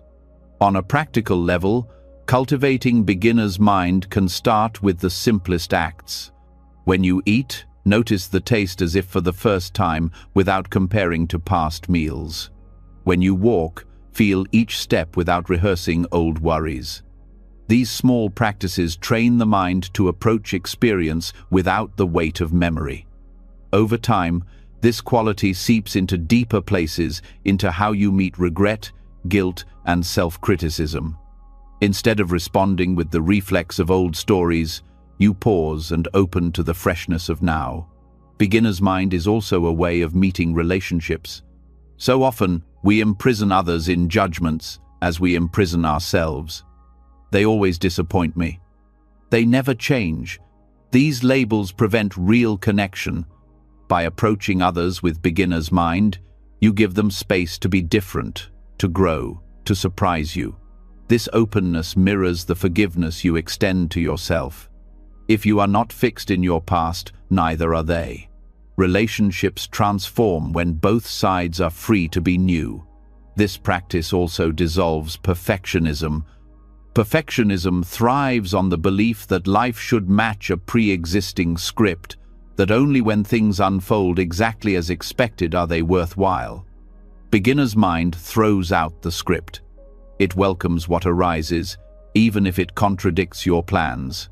This openness softens the pressure to be flawless. You no longer demand that life, or yourself, conform to rigid standards. You meet what is here as it is, and in doing so, you discover freedom. Beginner's mind also nurtures creativity. Old judgments suffocate new possibilities. When you believe you already know what you are capable of, you stop experimenting. But beginner's mind allows exploration without fear. You can try, fail, and try again, because each attempt is not chained to the last. Forgiveness is embedded in this process. Mistakes are not signs of permanent failure, but part of the unfolding. Creativity thrives when the mind is free to begin anew. Meditation is a direct path to cultivating this mind. Each time the mind drifts into old stories, you return to the breath, to the body, to this moment. Each return is a practice of beginning again. Over time, the habit of renewal becomes natural. You learn to carry it into daily life, not only on the cushion but in every choice, every thought, every encounter. Beginner's mind becomes a way of living forgiveness continuously. This perspective also softens fear. Fear is often rooted in the assumption that the future must repeat the past. If you failed before, you will fail again. If you suffered once, you will suffer always. Beginner's mind dissolves this assumption by returning you to the freshness of now. The future is not predetermined. It is being written in this moment. Fear loses its grip when you see that each step is uncharted, not bound to past footprints. Beginner's mind is not about denying memory or pretending the past never happened. It is about refusing to let memory dictate the present. You can acknowledge what occurred without carrying it as identity. You can learn from it without being defined by it. This balance, honoring the past without being trapped by it, is what makes forgiveness real. It does not erase, but it liberates. The beauty of beginner's mind is its inclusivity. It applies not only to moments of joy, but also to moments of pain. When suffering arises, you do not compare it to past suffering or project it into the future. You meet it freshly, noticing the sensations, the emotions, the thoughts, without layering judgment. This openness allows the pain to move through without solidifying into identity. Forgiveness arises because you stop repeating the story that suffering defines you. In relationships with yourself, beginner's mind replaces harshness with curiosity. Instead of saying, "I already know I am flawed," you ask, "What is here now?" This curiosity is gentle, patient, and forgiving. It treats the self not as a problem to be solved, but as a mystery to be explored. Each moment becomes an opportunity to learn, rather than a verdict to endure. This practice also strengthens resilience. Life will bring mistakes, but beginner's mind ensures that each one is met freshly. You do not collapse into despair because you no longer believe mistakes define you permanently. You begin again, each time. This resilience is forgiveness in action, lived not as a one-time event, but as an ongoing capacity to renew. The liberation of beginner's mind lies in its simplicity. It asks only that you release the grip of judgment and meet life as it is. In that release, forgiveness flows naturally. You are no longer bound by who you thought you were, nor by who others thought you were. You are free to be new, moment by moment. And as this openness deepens, another pattern becomes clear. While the mind has the capacity to renew, it also has the tendency to trap itself in repetition. Self-criticism often returns in cycles, repeating the same accusations endlessly. To truly sustain forgiveness, you must also see how this repetition functions and how to break free from the samsara of self-blame that keeps the cycle spinning. When beginner's mind shows you that each moment is fresh, you begin to taste freedom. But at the same time, another truth becomes clear. The mind is deeply conditioned to repeat. Even when you long to step into the present, you may find yourself dragged back into the same familiar patterns, the same accusations, the same cycle of self-blame. This endless rehearsal is samsara, the cycle of suffering that turns in circles without resolution. To truly forgive yourself, you must learn how to break this cycle not by force, but by understanding its nature and loosening its grip. Self-blame functions like a wheel. A memory of a mistake arises. It triggers guilt. Guilt fuels judgment. Judgment reinforces the story of failure, and the story brings the memory back again. Round and round it goes.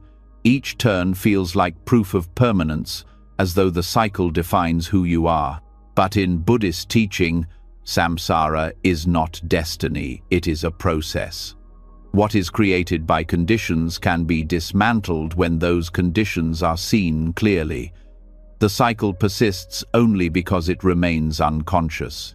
With awareness, the wheel can stop. The repetition of self-blame often disguises itself as responsibility. You may believe that revisiting your mistakes endlessly shows moral depth. That constant guilt is a sign you truly care. But this is illusion. Endless blame does not heal the past or prevent future harm. It simply keeps you trapped in suffering. True responsibility is different. It acknowledges what happened, learns the lesson, and acts differently now. Responsibility moves forward. Self-blame circles endlessly. Mindfulness is the key to noticing when the cycle is turning. Each time the familiar thought arises, "I should have done better." Pause and see it as part of the wheel. Instead of stepping into the story, observe it spinning. Notice the sensation in the body, the emotion in the heart, the belief in the mind. See how they feed each other. By noticing, you weaken identification.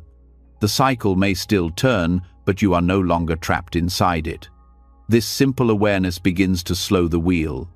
The cycle of self-blame also thrives on comparison. You look at others and believe they are freer of mistakes, more worthy, less flawed.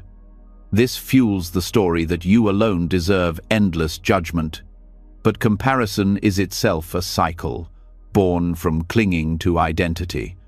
Buddhism teaches that each being has their own path, their own conditions, their own struggles.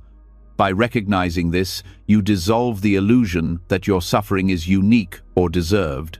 The wheel of comparison loses power when you see the shared humanity beneath it. Breaking the cycle requires compassion as much as clarity. Awareness alone may show you the wheel, but compassion gives you the courage to step off it. Without compassion, you may use awareness itself as another weapon, judging yourself for still being caught. But compassion reminds you that cycles are natural, that conditioning is strong, and that freedom comes not from perfection but from patience. Each time you notice the repetition and choose kindness instead of judgment, you loosen the grip a little more. On a deeper level, the cycle of self-blame mirrors the larger cycle of samsara in Buddhist cosmology, the endless wandering through states of suffering driven by ignorance, craving, and aversion. Just as beings are reborn into realms according to karma, the self is reborn into the same painful thoughts according to habit. The teaching is the same. Liberation comes through seeing clearly, letting go of craving for perfection, and cultivating wisdom. When applied inwardly, this means no longer craving to be flawless and no longer clinging to the story of failure. In daily life, breaking the cycle can be practiced through intentional pauses. When a wave of self-blame arises, pause before reacting. Breathe.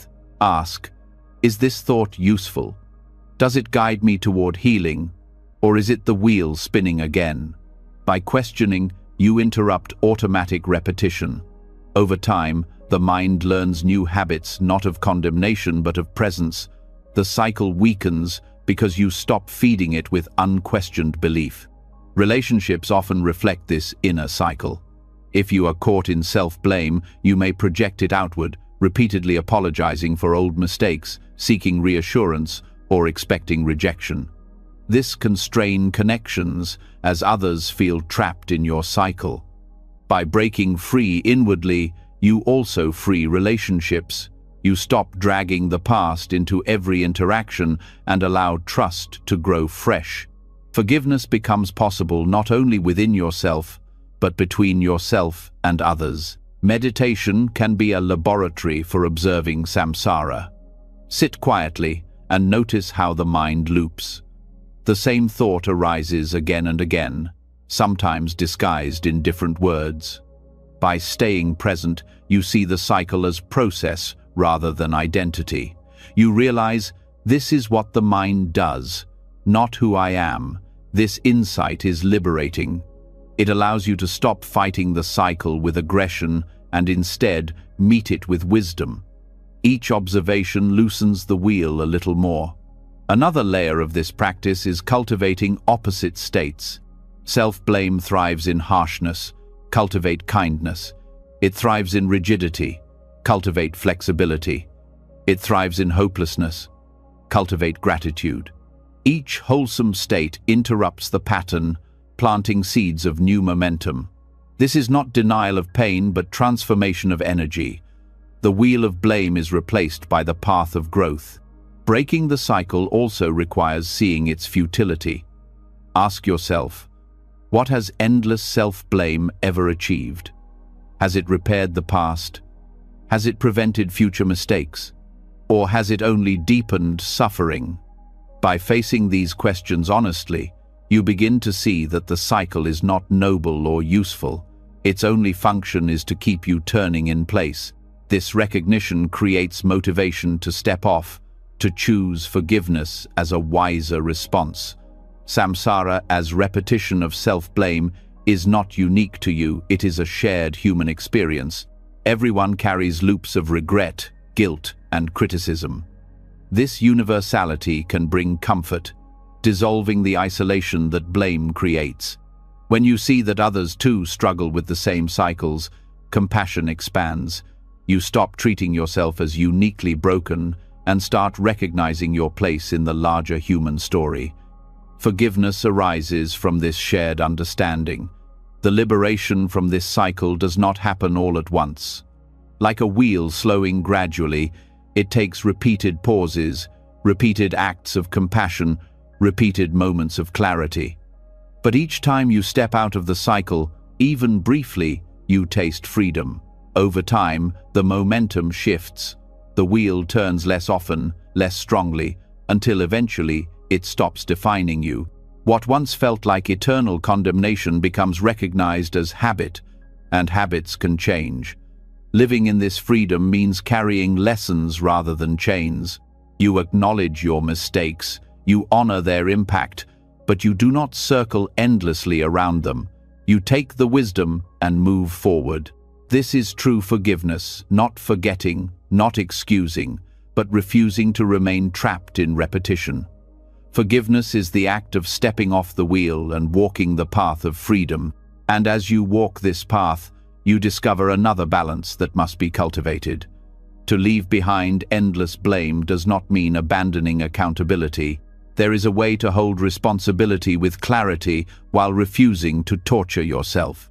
This balance is the next step. Learning right view on responsibility, where you honor the consequences of your actions without collapsing into despair or harsh self-hatred. When the cycle of self-blame is seen clearly as samsara, you realize that endlessly rehearsing guilt is not the same as taking responsibility. Repetition keeps you trapped, responsibility frees you, yet here lies a delicate balance that many struggle with.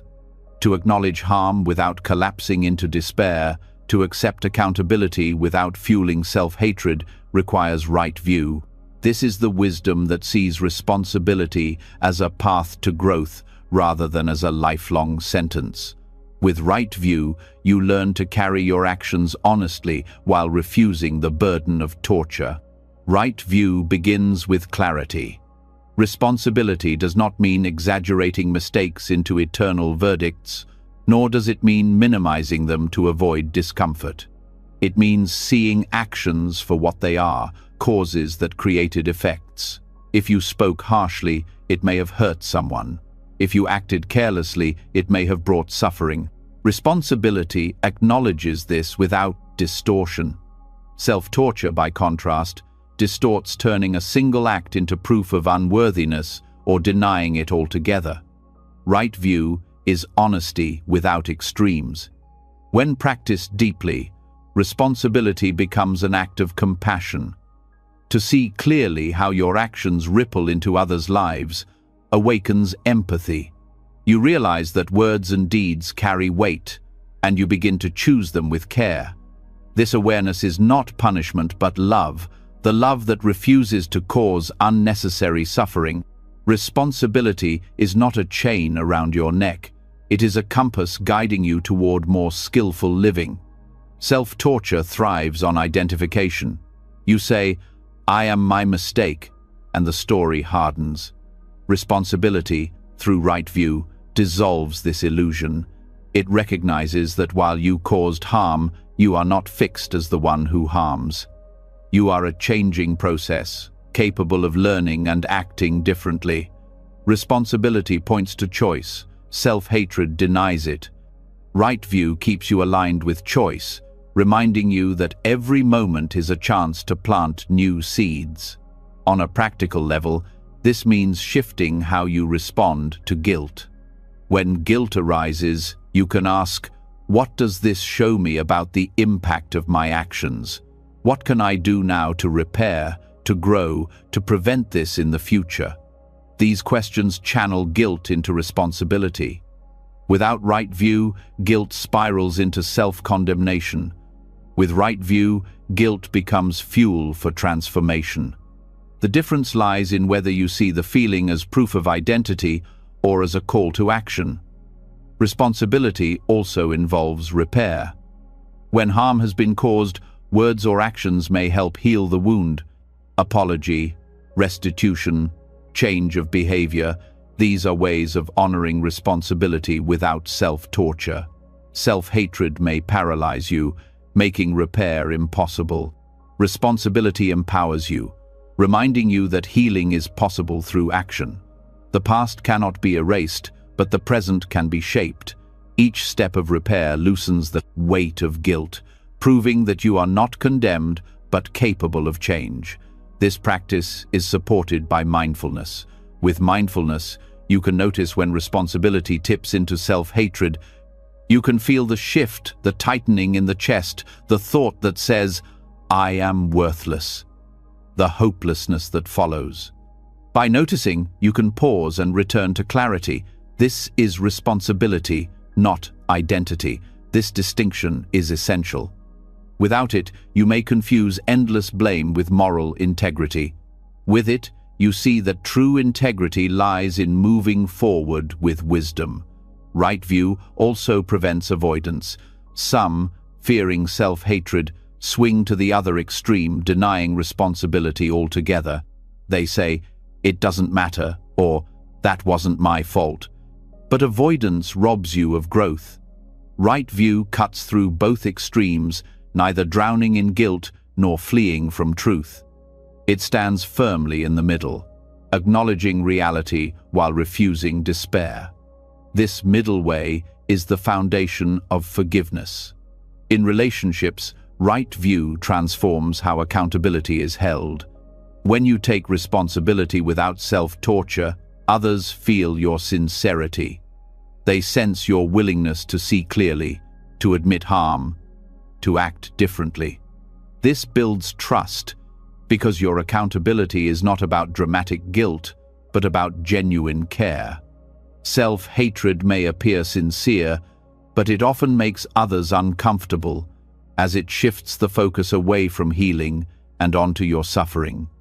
Responsibility, grounded in right view, keeps the focus where it belongs, on repair, growth, and connection.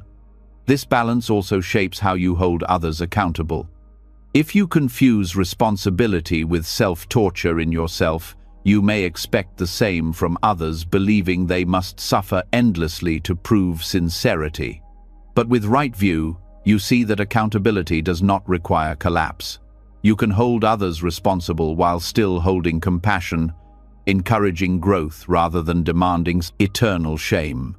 This balance heals not only individuals but communities. Another dimension of right view on responsibility is patience. Change takes time. To hold yourself accountable without self-hatred is to recognize that transformation unfolds gradually. Each effort matters, even if imperfect. Self-torture demands instant perfection and condemns you when you fall short. Right view understands that responsibility is a lifelong practice of aligning with wisdom, not a test you must pass immediately. Patience allows forgiveness to coexist with responsibility.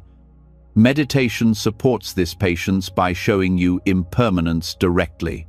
When you sit, you see how thoughts of guilt arise and pass, how determination arises and passes. Nothing is fixed. This direct experience reinforces right view. You are not trapped in a single identity. You are a stream of conditions, always changing. Responsibility is simply the choice to guide that stream with care. Forgiveness blossoms naturally in this balance.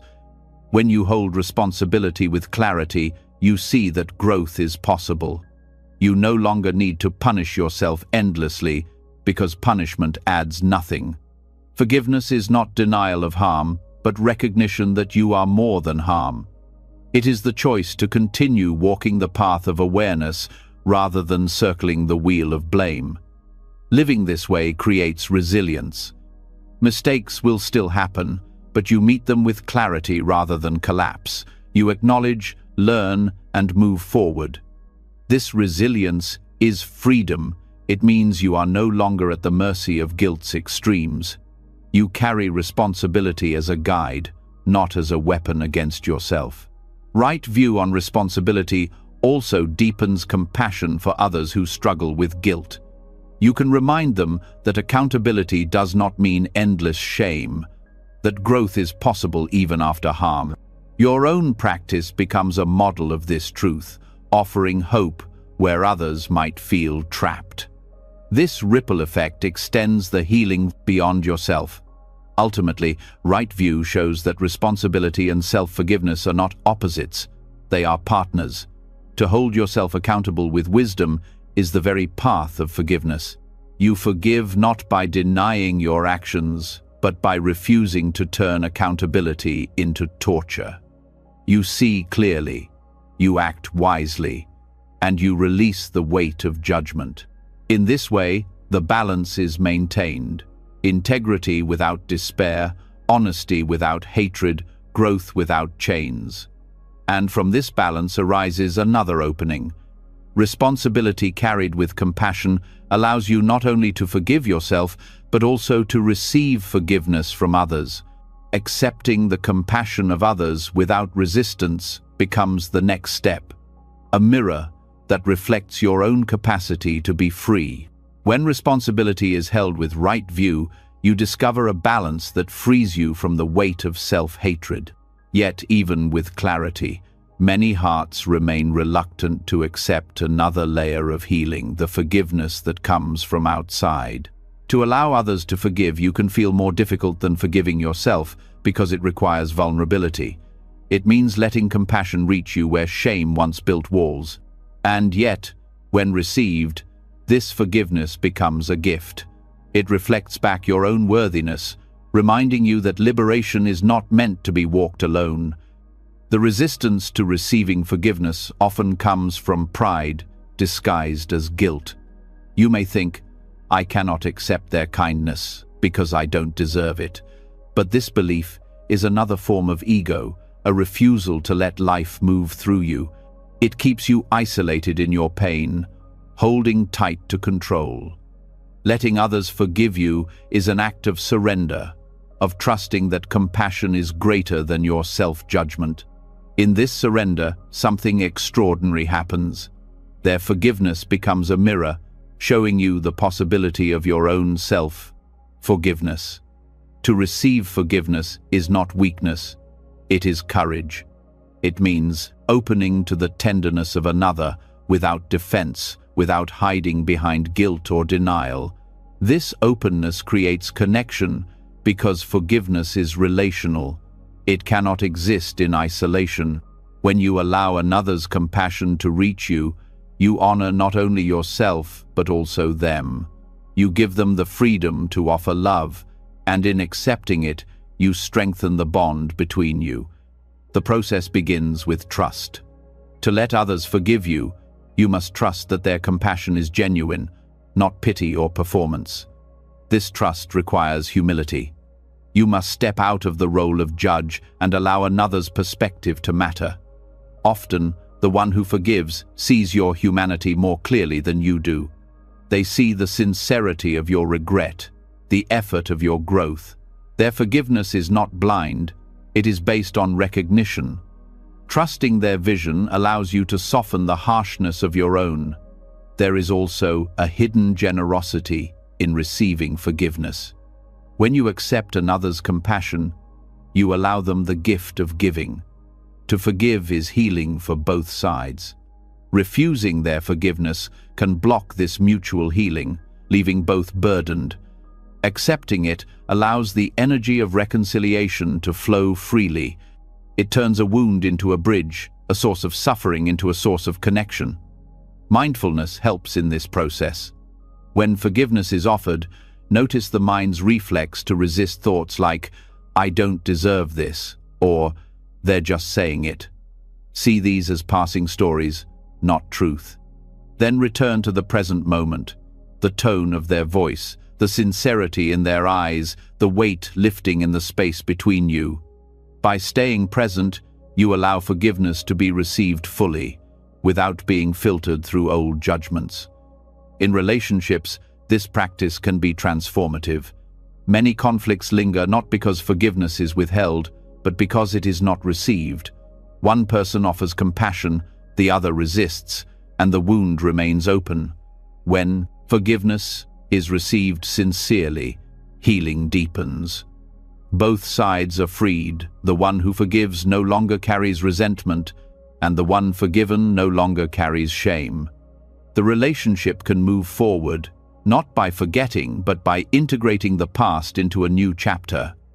This gift extends beyond close relationships.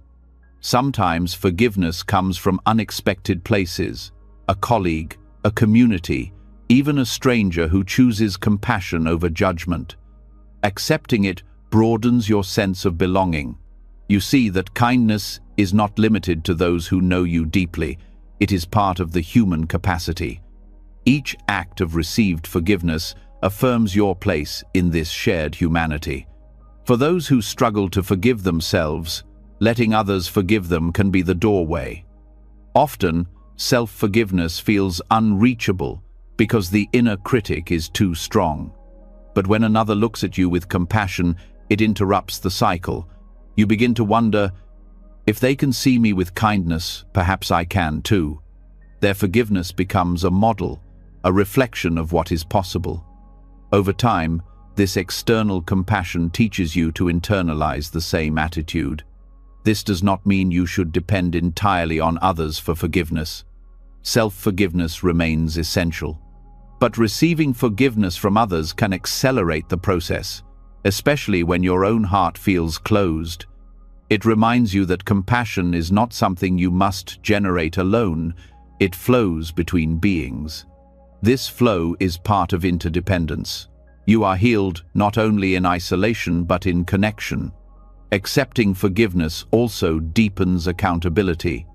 Paradoxically, when you let others forgive you, you feel more committed to growth. Their trust in you inspires you not to betray it. Their compassion becomes fuel for change. This is why receiving forgiveness is not indulgence but responsibility. It is a recognition that you are trusted to live differently, and that trust strengthens your resolve. Meditation can prepare you for this openness. By practicing loving kindness, you become familiar with the feeling of giving compassion. This makes it easier to receive it because you recognize its authenticity. You know from your own heart what forgiveness feels like, so you trust it when it is offered to you. This mutual recognition dissolves suspicion and opens the door to acceptance. There is also a profound humility in letting others forgive you. It means admitting that you cannot always carry everything alone, that you sometimes need the compassion of others to lift what feels unbearable. This humility is not defeat, it is wisdom. It reflects the truth of interbeing. No one is separate, no one heals alone. Forgiveness received is a reminder of this truth. Over time, the willingness to let others forgive you reshapes your identity. You stop defining yourself solely by your mistakes and begin to see yourself as someone worthy of compassion. This shift is not arrogance, it is balance. You hold your actions honestly, but you also hold your humanity with tenderness. The mirror of another's forgiveness helps you see what your own harsh eyes could not. This practice also ripples outward. When you learn to receive forgiveness, you become more generous in offering it. You know firsthand the courage it takes to accept compassion, so you extend forgiveness to others with patience. You no longer demand that they punish themselves endlessly to prove sincerity. You give freely, knowing the gift is transformative. In this way, receiving forgiveness strengthens the entire web of compassion in which you live. Ultimately, the gift of letting others forgive you is the gift of connection. It breaks the isolation of guilt and draws you back into relationship with others, with yourself, with life itself. To receive forgiveness is to say yes to belonging, yes to compassion, yes to freedom.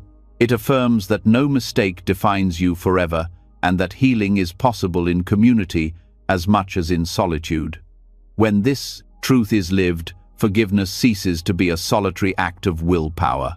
It becomes a shared journey where your healing supports others and theirs supports you. And in this shared journey, another dimension of liberation becomes available, the ability to bring humor, lightness, and playfulness into the process. Compassion need not always be solemn. Sometimes laughter itself can be a path, softening guilt and turning even the heaviest memories into opportunities for joy. When the heart learns to receive forgiveness from others, a new kind of freedom emerges. You see that compassion is not limited to solemn gestures or heavy silence. It can also be playful, light, and filled with laughter. Forgiveness does not always need to wear the robes of seriousness. Sometimes the most healing balm is humor, the kind that arises not from cruelty or mockery but from tenderness. Compassionate humor is a Dharma practice because it loosens the grip of guilt, reminding us that we are more than our mistakes and that joy is as sacred as seriousness on the path of awakening. Guilt often thrives in heaviness. It builds a sense of gravity around mistakes, making them feel larger than life. Every slip becomes monumental, every regret an anchor. Humor disrupts this pattern. By laughing gently at our own tendencies, we shrink the inflated importance of guilt. We see our flaws not as eternal verdicts, but as part of the human comedy, something to smile at even while we learn. This smile is not denial, it is wisdom wearing a lighter face. In Buddhist stories, humor is not absent. Many Zen masters used wit and paradox to awaken their students. Their laughter was not careless, but compassionate, pointing beyond rigid seriousness to the freedom of direct experience. A joke, a playful comment, even a sudden laugh in the midst of teaching these moments carried the power to break through the prison of the mind. In the same way, compassionate humor can break the prison of guilt. It reminds us that clinging to our mistakes as ultimate truths is itself absurd. Compassionate humor differs from harsh humor. Harsh humor ridicules, deepens wounds, and reinforces shame. Compassionate humor lifts. It laughs with, not at. It arises from kindness, offering perspective rather than punishment. To cultivate this kind of humor toward yourself is to practice a gentle art of forgiveness. It is to chuckle at the mind's stubbornness, at its endless rehearsals of self-blame, and to say, "There it goes again." In this chuckle lies release. The practice begins with noticing the absurdity of guilt's repetition. How often do you catch yourself replaying the same scene for the 100th time, as though one more replay will solve it? Compassionate humor sees this and smiles. The smile says, "Ah, the mind is doing its dance again." By laughing softly at the mind's habits, you stop taking them as seriously. The thought still arises, but its authority dissolves. Forgiveness slips in through the laughter. Humor also reconnects you to joy. Guilt narrows vision, focusing only on mistakes.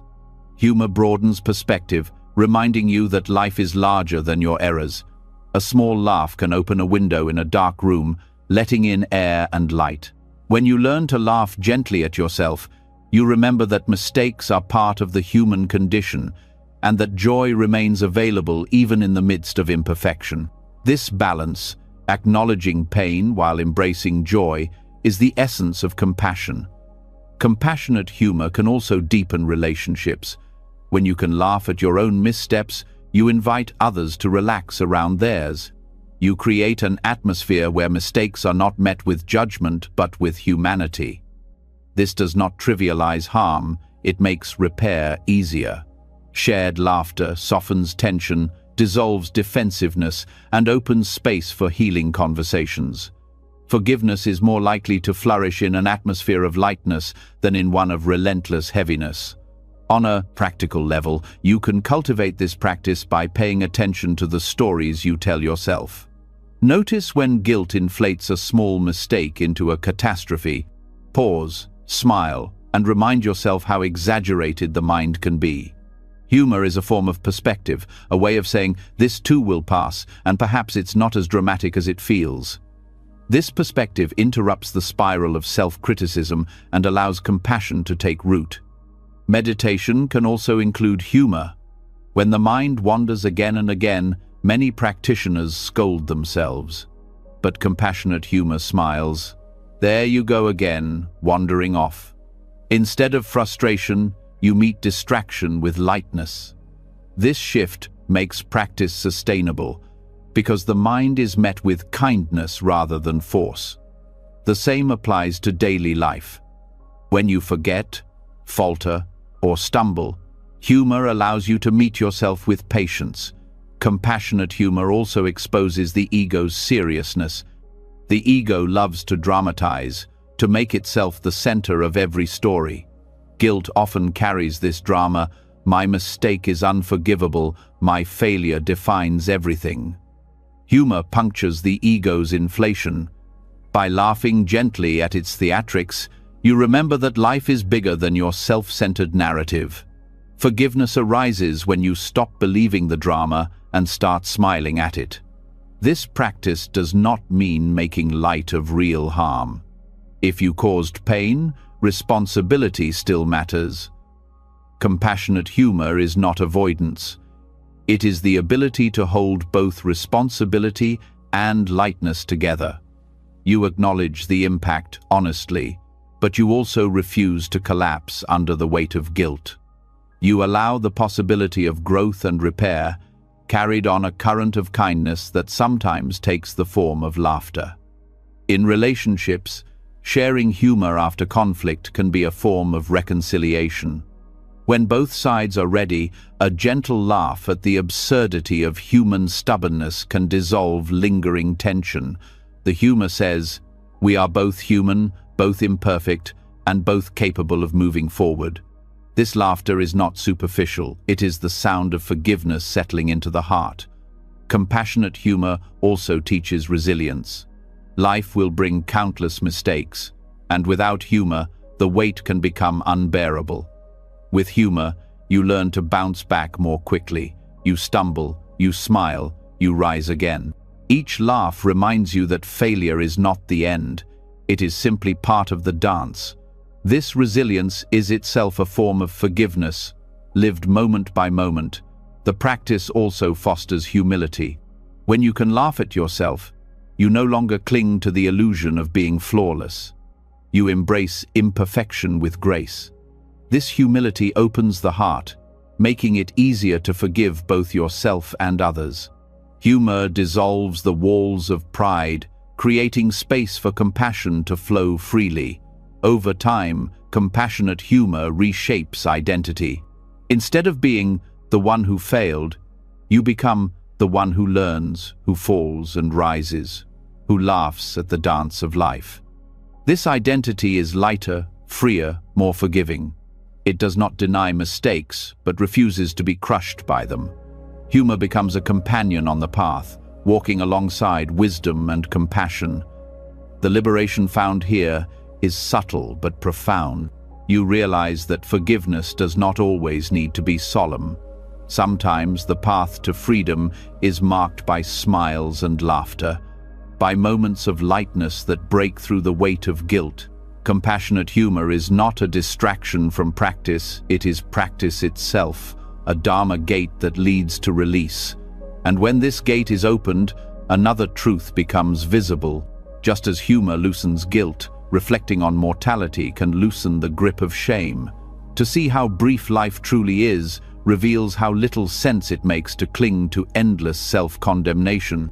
Death contemplation becomes the next step, showing you that time is precious and that every breath is too valuable to waste on rehearsing guilt.